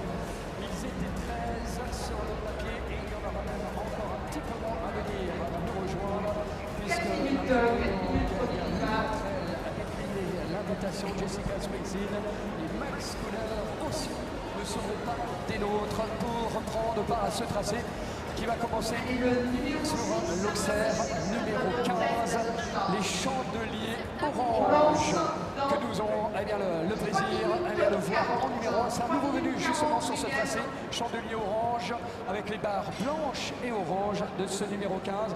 Vous êtes donc la ligne en face, au côté opposé au VIP pour débuter donc ce barrage. Le 15 franchi, il va falloir aller en bout de ligne. Tout là-bas, il n'y a plus de triple Longines, mais il y a bien un élément qui a été conservé, l'Auxerre de sortie, donc le 7C. Regardez la distance de cet Auxerre numéro 15 avec l'autre là-bas. Ce qui veut dire qu'ils vont le prendre de voler, peut-être déjà anticiper un virage. Le mur a disparu pour prendre les couleurs maintenant du circuit, justement FAI World Cup, aux couleurs de la Fédération équestre internationale, verticale numéro 8. Celui-ci franchi, on va aller donc sur les planches à voile en bout de ligne, verticale numéro 10 pour, et bien ensuite, celui-ci franchi, et bien s'en aller sur la combinaison 12, Auxerre, verticale, revenir sur ses traces, prendre de pied le vertical Gel Evans, et puis ensuite, pied en plancher, aller le plus vite possible. Le numéro 1 aux couleurs de Cheval Liberté devient donc une nouvelle fois le dernier saut, mais aux couleurs de Longines, avant qu'on ait le plaisir évidemment d'accueillir le premier couple à venir nous rejoindre. Donc de ces obstacles, 15, 7C aux couleurs de Longines, le numéro 8, le 10, ensuite la combinaison numéro 12, le vertical Jalons et l'Auxerre Longines pour terminer cette finale au chronomètre où 50 secondes sont imparties.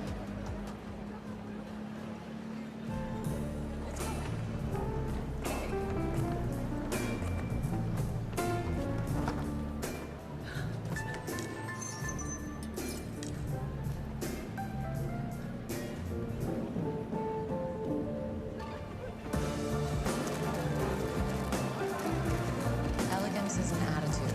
Of course it is.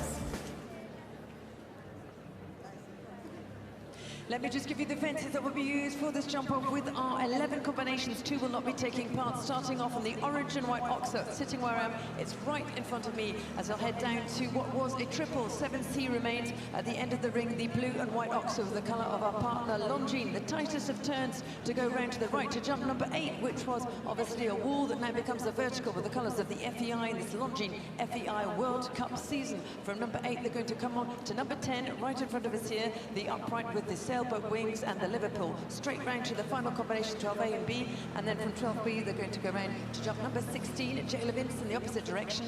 Finishing off on number 1, it was Cheval Liberty, it's now Longines right next to the touchy in-out game.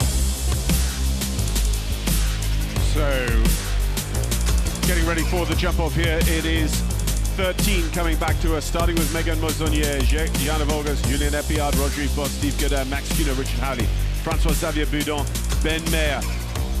You see there 3-4 from inside the world's top 10 alone. Jessica Springsteen, the Longines Global Champions Tour Grand Prix winner this summer, the Tokyo Olympic team silver medalist with Don Juan van der Donkover, Julien Gonon, Valu de Lys, Mark Macaulay, GRS Lady Amaro, and Hans-Dieter Dreyer then last to go over a track that Megan Mozonier will show us the way around here in just a few moments' time.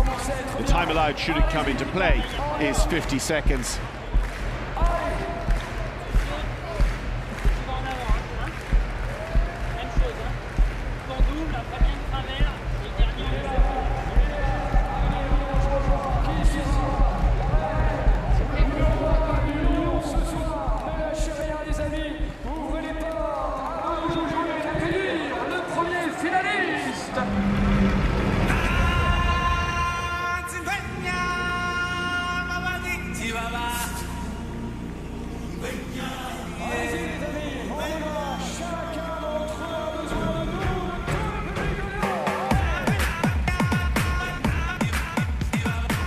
Looks like coming into the Lion's Den here in Longines Equestrian Lyon.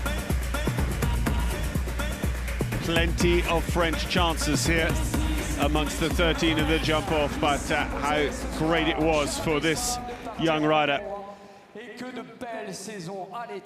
One of the top under 25 riders in the world, part of the French team at this year's Milan European Championships. Megan Moissonnier gave us clear round number 1 with her European Championships horse Cordial. Alors, aux couleurs d'Equita by Jalivens. Petite caresse sur l'encolure, délester un petit peu plus. Quite a few changes to the course. We've got one entirely new fence. We've got a couple of fences rebuilt in different colours, and one fence that we're jumping in the other direction. That is now was a vertical with an ox with a water tray underneath, and is now a vertical. So Megan will show us the way. Going to go up to the top of the ring and come down at the entirely new fence, orange and white oxer, and then down the distance to the third and final remaining part of the triple combination line. From here, it's back to where the wall was, and now you can see in the Longines FEI Jumping World Cup colours, up the ring to the sailboats. Tight, going to turn inside the starting beams here to the last combination on course. Has the A element there. Does she keep the pace up? Because we don't know how valuable, how many double clears will be, how fast, how valuable a fast 4 might be. Megan Moissonnier and Cordial jump what was fence 1, now rebuilt in the colours of Longines. Megan with 4 in 41.03. Does feel like she may be eased up a touch, having had the rail in a 13-strong jump up, including several of the world's top 10. So, sub 40 seconds for our leading times? You'd like to think so. Prenez donc, elles ne seront que 2 cavalières dans cette folle soirée Longines. La deuxième, et vous allez redoubler d'applaudissements bien sûr pour l'aider. Voici Chalavergers, Lalande. So the rider who was runner-up in this Longines Grand Prix 12 months ago here in the Eurexpo in Lyon, Jana Vargas and Dorette. Cordial, tout à l'heure de Megan Moissonnier. Réponse imminente, départ de l'amende. Of course, the combination that gave us the jump off by giving us clear round number 2. In the Nations Cup final a few weeks ago in Barcelona. We've seen Jana pick up some really eye-catching results, including a runner-up spot in the Piazza di Siena 5-star Nations Cup Grand Prix in Rome with Limbridge. Cordial, her horse for this summer's European Championships, has a good, positive forward run down to the Longines watch faces of what was the triple combination. Just takes a slight pull and balance to get the spot she wants coming into the sailboats. Having to jump that, of course, on the turning line. 25-26 seconds landing out of that combination. And still on the clear. She gets a great angle there, back at the GL events, now vertical. Full meter 60 there. And out over the last, it's double clear, and it's under 40 seconds. It's under 39 seconds. 38.87 for Dorette and Jana Vargas. Le voilà, le double parcours sans faute, et bien donc de la main, Chalavergers, 38 secondes 87 centièmes, sont donc à battre ce soir. Me regardez qui vient nous rejoindre, numéro 3. Deuxième chance française. Well, as good a round of jumping as we might see over this jump-off track. Is it enough, though, with some incredible heavy hitters to come? Not least this man, last year's winner of the Grand Prix, and went on then to win the World Cup on Sunday as well. Julien Epiard with Dubai du Ced.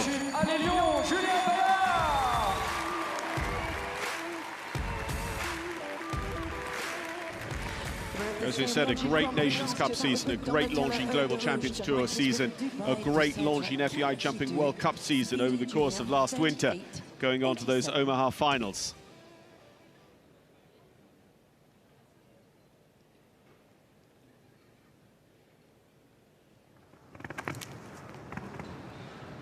World number 2, Julien Epiard, with 38.87 to beat.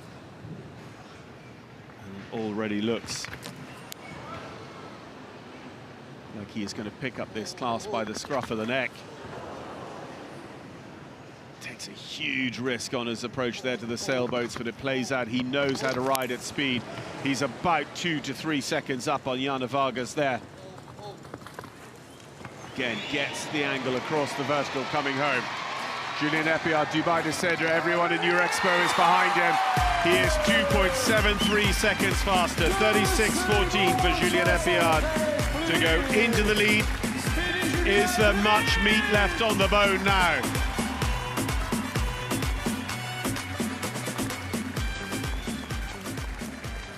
Mais quelle finale! On pouvait s'y attendre parce que c'est pas fini. Juste derrière, Julien Epillard, regardez qui va prendre le départ. Pensez-vous qu'il peut le faire? Celui qui a été médaillé d'or des championnats d'Europe, des championnats du monde. Il a été champion olympique, il aime aller très vite. Il a 36-14 à battre.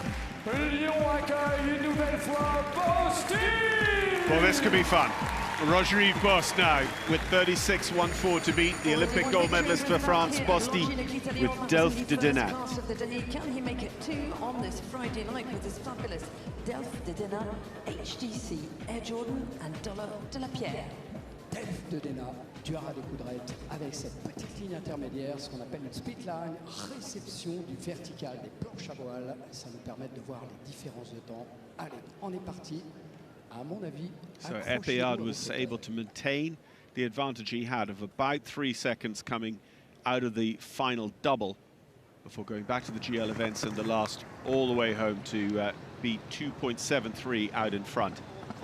Bosti, no surprise, just as forward, just as committed down that first line.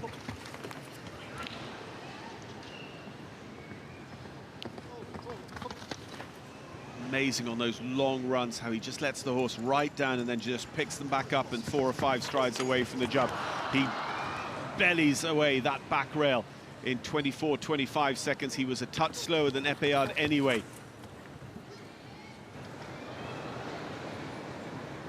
So 2 on faults, 2 double clears. Bosti is on 4 faults total in 39.51 to go into 3rd place at this stage. Julien Epillard remains our leader, 1/3 of the way through the jump-off starting field here in the Longines Grand Prix of Lyon.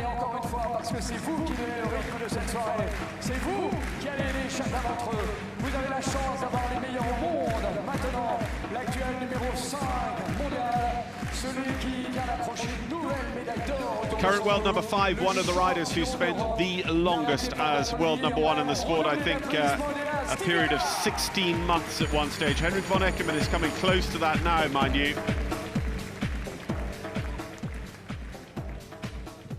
La Suisse face à la France.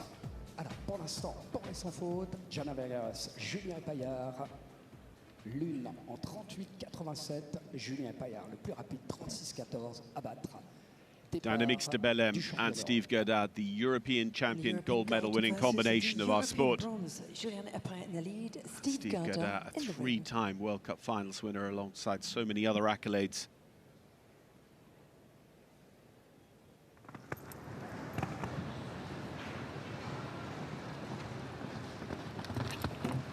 It's such a tough first distance because it's so open.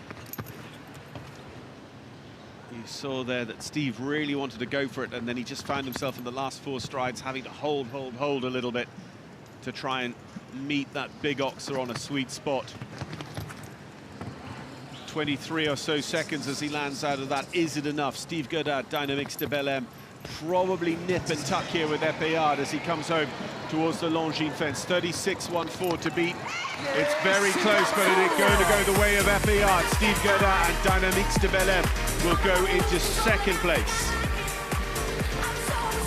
Super parcours de Steve Gerdad, le médaillé d'or, s'incline face au médaillé de bronze pour une seconde et quelques de différence, 1,50. Voilà donc Dynamics de Bellem que vous pouvez une nouvelle fois applaudir avec le champion d'Europe qui donc occupe le 2e rang de ce Grand Prix Longines, derrière Julien Epillard, mais devant Yana Vargas, alors que nous allons avoir le plaisir, et bien d'entendre une nouvelle fois le public lyonnais. Allez, aidez!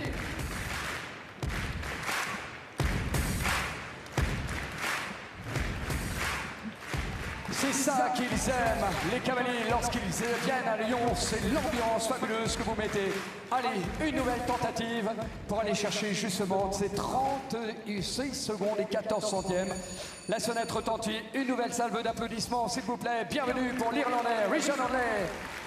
Double victoire lors des deux premières So Richard Howley étapes steps into the ring with Consilon de Brele. The next rider we should have had was Max Kühne with EIC Coriolis Desile.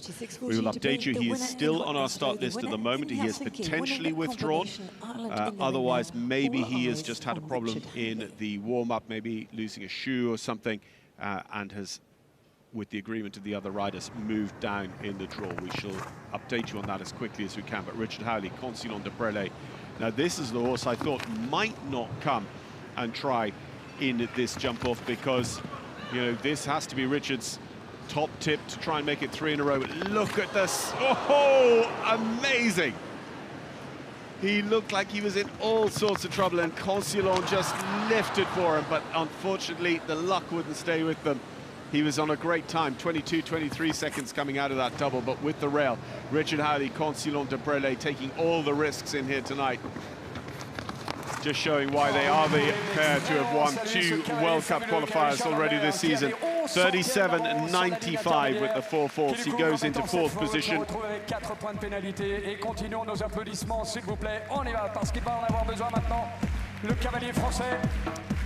And we can confirm that Max Kühne has elected not to come back for the jump-off with EIC Coriolis Desile. Il va falloir un petit peu plus de bruit, les amis, si vous voulez voir le chronomètre descendre. Elle fixe Boudon au départ.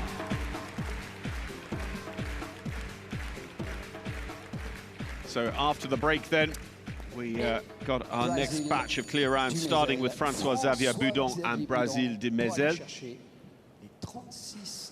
Longines Grand Prix of Ireland winner this year at the Dublin Horse Show. François, 36-14 still to beat France versus very good run through the French National Championships with Brazil as well. So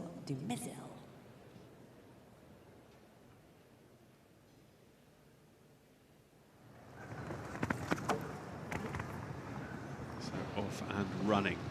France in the driving seat at the moment in the shape of the incredibly fast Julien Epillard.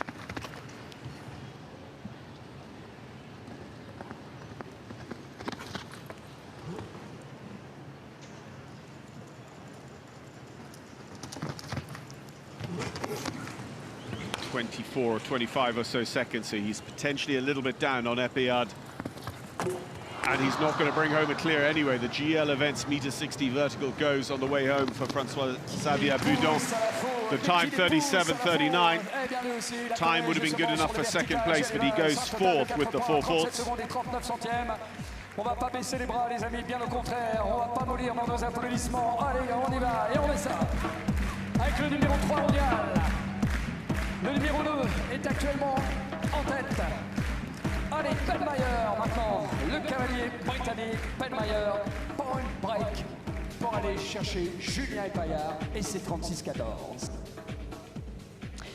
World number 3, Olympic champion Ben Mayer with point break. A few weeks ago with fabulous point break now. Ben Mayer, GBR in the ring, 36-14 to beat.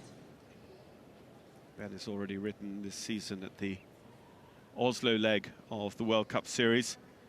This horse point break went very well on a meter 60 table A speed at the Circus Max in Rome for the Longines Global Champions Tour.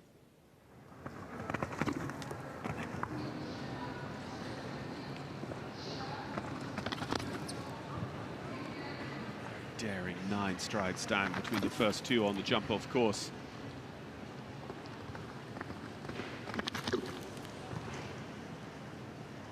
This feels very, very forward. It has to be within touch of Epillard. 23, 24 seconds coming out of there. It is so close. He's potentially just that little bit behind. What can he do coming home? Ben Mayer and point break. The just 9-year-old point break, but remember how great Explosion was in his 9-year-old year. Ben Mayer and point break, 37.95. Well, it's not too bad. It goes into 3rd place. Epillard is in the lead. Steve Godard is in 2nd. Epéard with Dubai de Cedre, who we've seen take so many successes. In second place, the European champion gold medal together, Dynamics de Bellem and Steve Gert, and Ben Mayer and the just 9-year-old Point Break in third as things currently stand. Le cavalier du Bourg-en-Bresse peut-il être le héros de ce soir, de ce Grand Prix Longines? Tout le monde doit donner peut-être de la voix avec Julien Godin. Yeah, we skip past Jessica Springsteen and Don Juan van der Donkover on the start list. And potentially again, Jessica is going to keep Don Juan's powder dry for Sunday's World Cup qualifier. So we go on to Julien Gonin and Valu de Lys. Julien, who is jumping tonight for qualification into Sunday's World Cup qualifier, part of the Longines FEI Jumping World Cup Series, the third leg of the 2023-2024 season. Daughter of Calvaro, granddaughter of Galibier.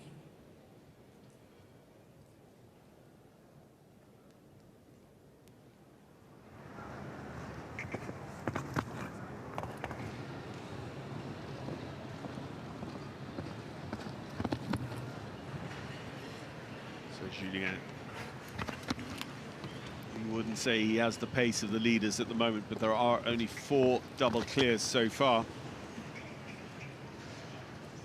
There you see that 1.67 down at the official split.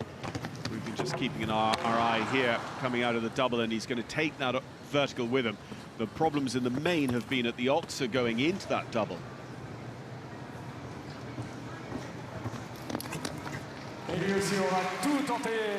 39.19 is the time, 4 faults for Julien Gonin and Valu de Lys, and confirmation that Jessica Springsteen has withdrawn Don Juan van der Donkover.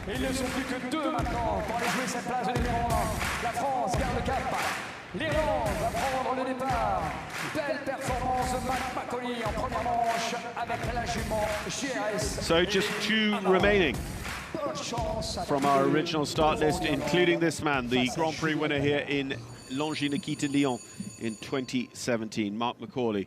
Mark with GRS Lady Amaro.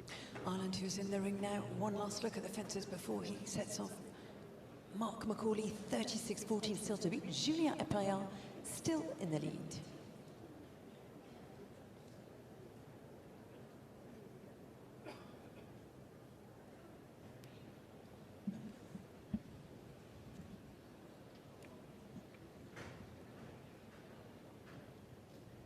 Championship rider for Ireland at the Riesenbeck Europeans in 2021. As I say, a career winner of this indoor 5-star World Cup Grand Prix.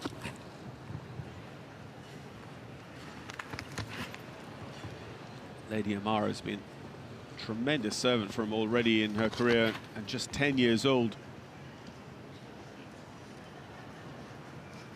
Just a third of a second in it at the official split. It feels good here coming out of the double. He's maybe a little bit deeper down there in the ring before getting the turn back to the GL events than Epéard. 36.14 to beat. Mark McCauley, GRS and Lady Amaro bringing it home. It's very good, but it's not quite there. 36.78. What a challenge from Mark McCauley at GRS Lady Amaro.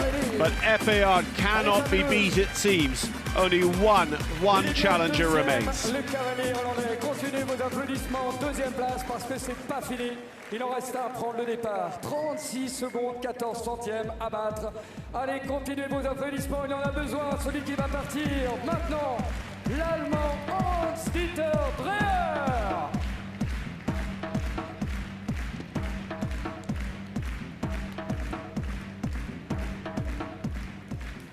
There's no doubt that this Longines Grand Prix isn't over till it's over when you have a man like this coming last in the draw.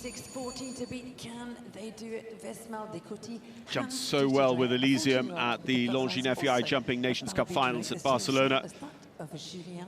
Riding Vesmal de Coty, a horse we've seen pick up top 5 after top 5 against the clock in those big Global Champions League classes on the Longines Global Champions Tour. Hans-Dieter Dreher last to go, 36.14 to beat. And he's very prompt down the first line and looking well within himself as well. Comfortable at this pace. It's all these inside turns. He's a mile inside the start marker. He's 2/3 of a second down and he's had the rail. Hans-Dieter Dreher Unfortunately, not going to be our winner. Julien Epillard is going to make it 2 years on the bounce as winner of the Longines Grand Prix here in Lyon. That's going to be a tremendous result for this packed-out audience here tonight, as Hansi Dreyer and Vesmal de Coty finish on 4 in 37-37. La performance de celui qui s'impose une nouvelle fois. 4 victoires consécutives dans les rendez-vous majeurs sur 2 années consécutives. Vous avez donc le plaisir de saluer la victoire de Julien Epillard.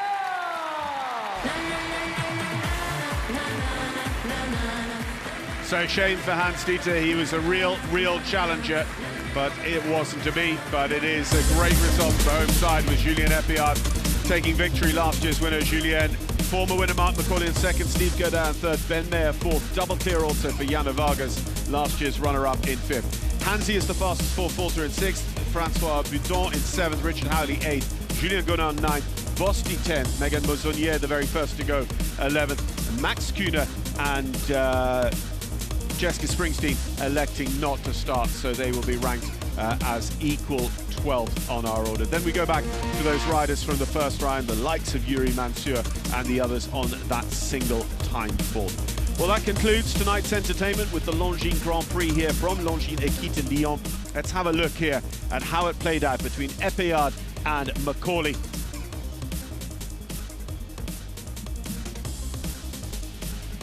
Less than a second in it between them.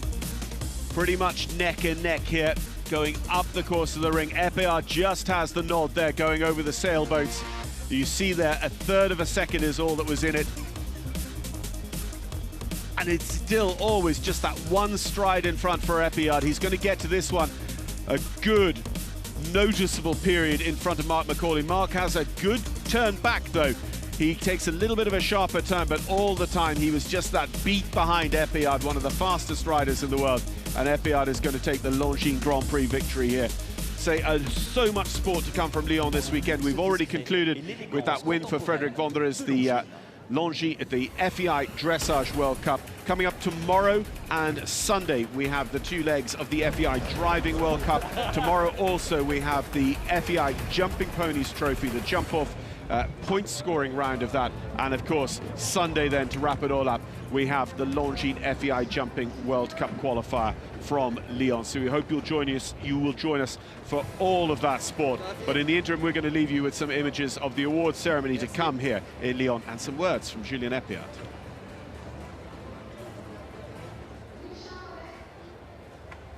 Julien, first of all, congratulations. So what was the equation you had to solve tonight to win? Yeah, I was number 3 to go, so a lot of fast riders coming after me. So yeah, it was difficult. Take maximum risk, but not crazy, total crazy. So I did 10, 1 to 2. I have a super turn on number 3, and the race was good. Also the last one, I take a little bit my time. So okay, was possible to beat, but taking a lot of risk was my play today. Okay, and what about the crowd here? How do you qualify Equestrian? Yeah, Equestrian is a fantastic show. One of the best in the world. Is for us in France, is so important. Yeah, we enjoy here. We have our public. We try to give our best every year here. What do you plan next for your horse? Yeah, tomorrow I'm qualified for the Hermes, so I will jump Donatello, and I think Dubai will jump on Sunday. Thank you, Julien. Thanks. So interesting to hear those tactics for the week ahead there from Julien Epillard, and of course reminding us that he went so early in that jump off as well.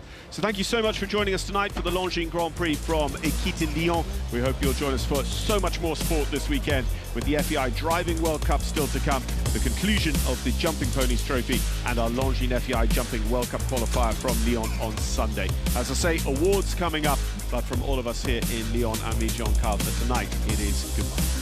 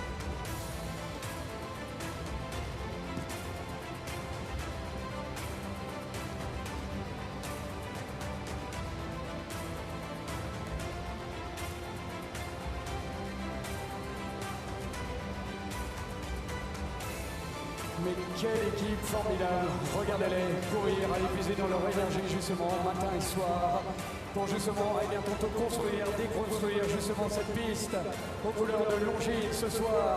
Longines Equestrian, le concours épique international. On entend quelques applaudissements qui fusent. On peut remercier le talent des Equestrians.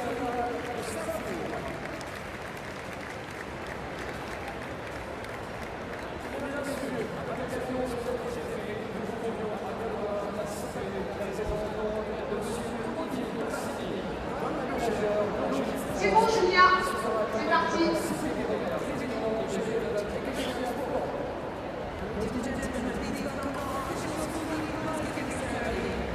Allez, on est parti. Equestrian Sport.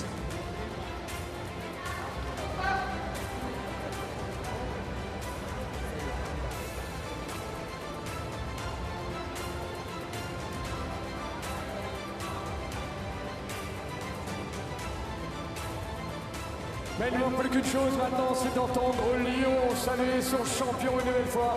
Il est là, il aura plaisir à vous entendre. Allez-y, à vous de l'appeler.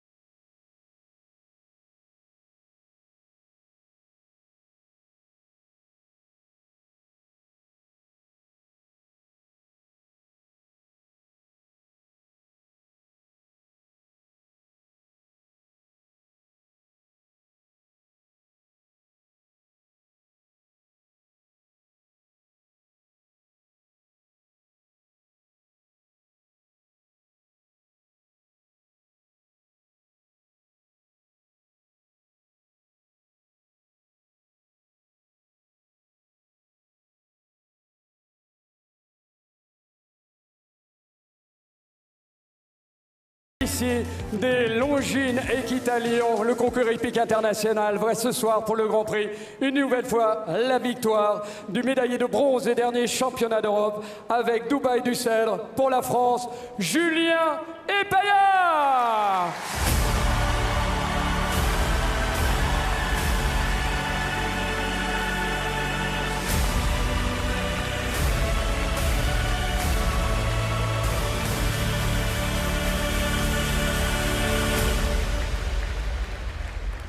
À l'occasion de cette belle victoire, et comme il convient de le faire, en l'honneur de ce cavalier, mesdames, messieurs, je vais vous inviter à bien vouloir vous lever si vous êtes assis, puisqu'en son honneur va retentir l'hymne national de la France, que retentisse la Marseillaise. Ladies and gentlemen, please rise for the French national anthem, La Marseillaise.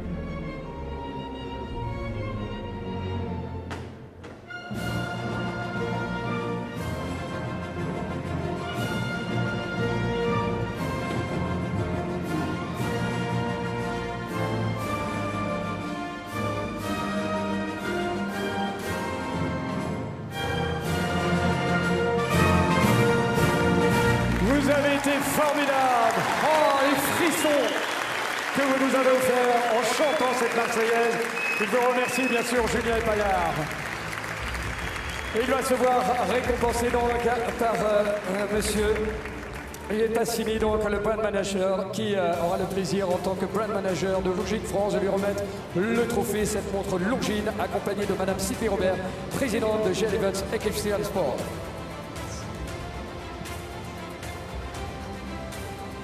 And congratulations to Julien Appayard, congratulated for the brand manager of Longines France, Olivier Passini, by Sylvie Robert, the chairman of GL Events Equestrian Sport, and presented with this fabulous mini Dolce Vita, the Longines watch here at this World Cup leg in Lyon. Voilà, la montre Dolce Vita, créée pour l'occasion justement de ce rendez-vous lyonnais qui nous permet donc bien de saluer encore une fois tout le talent de Julien Appayard. Voilà, le héros de cette soirée. Il va venir nous rejoindre pour saluer sa deuxième place. Le cavalier irlandais qui entend déjà vos applaudissements venir des tribunes, mais à l'unisson maintenant pour saluer donc Marc Macaulay, l'Irlandais, GRS, Lilian Arrow.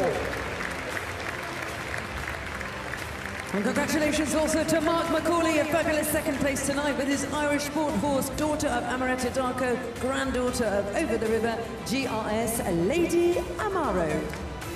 Voilà, pendant que M. Passini donc est bien posé pour la presse, va avoir le plaisir d'accompagner Sylvie Robert pour aller saluer celui que vous pouvez une nouvelle fois applaudir en compagnie de cette fabuleuse jument de 10 ans, elle aussi, Lady Amaro, GRG Lady Amaro de Marc Macaulay.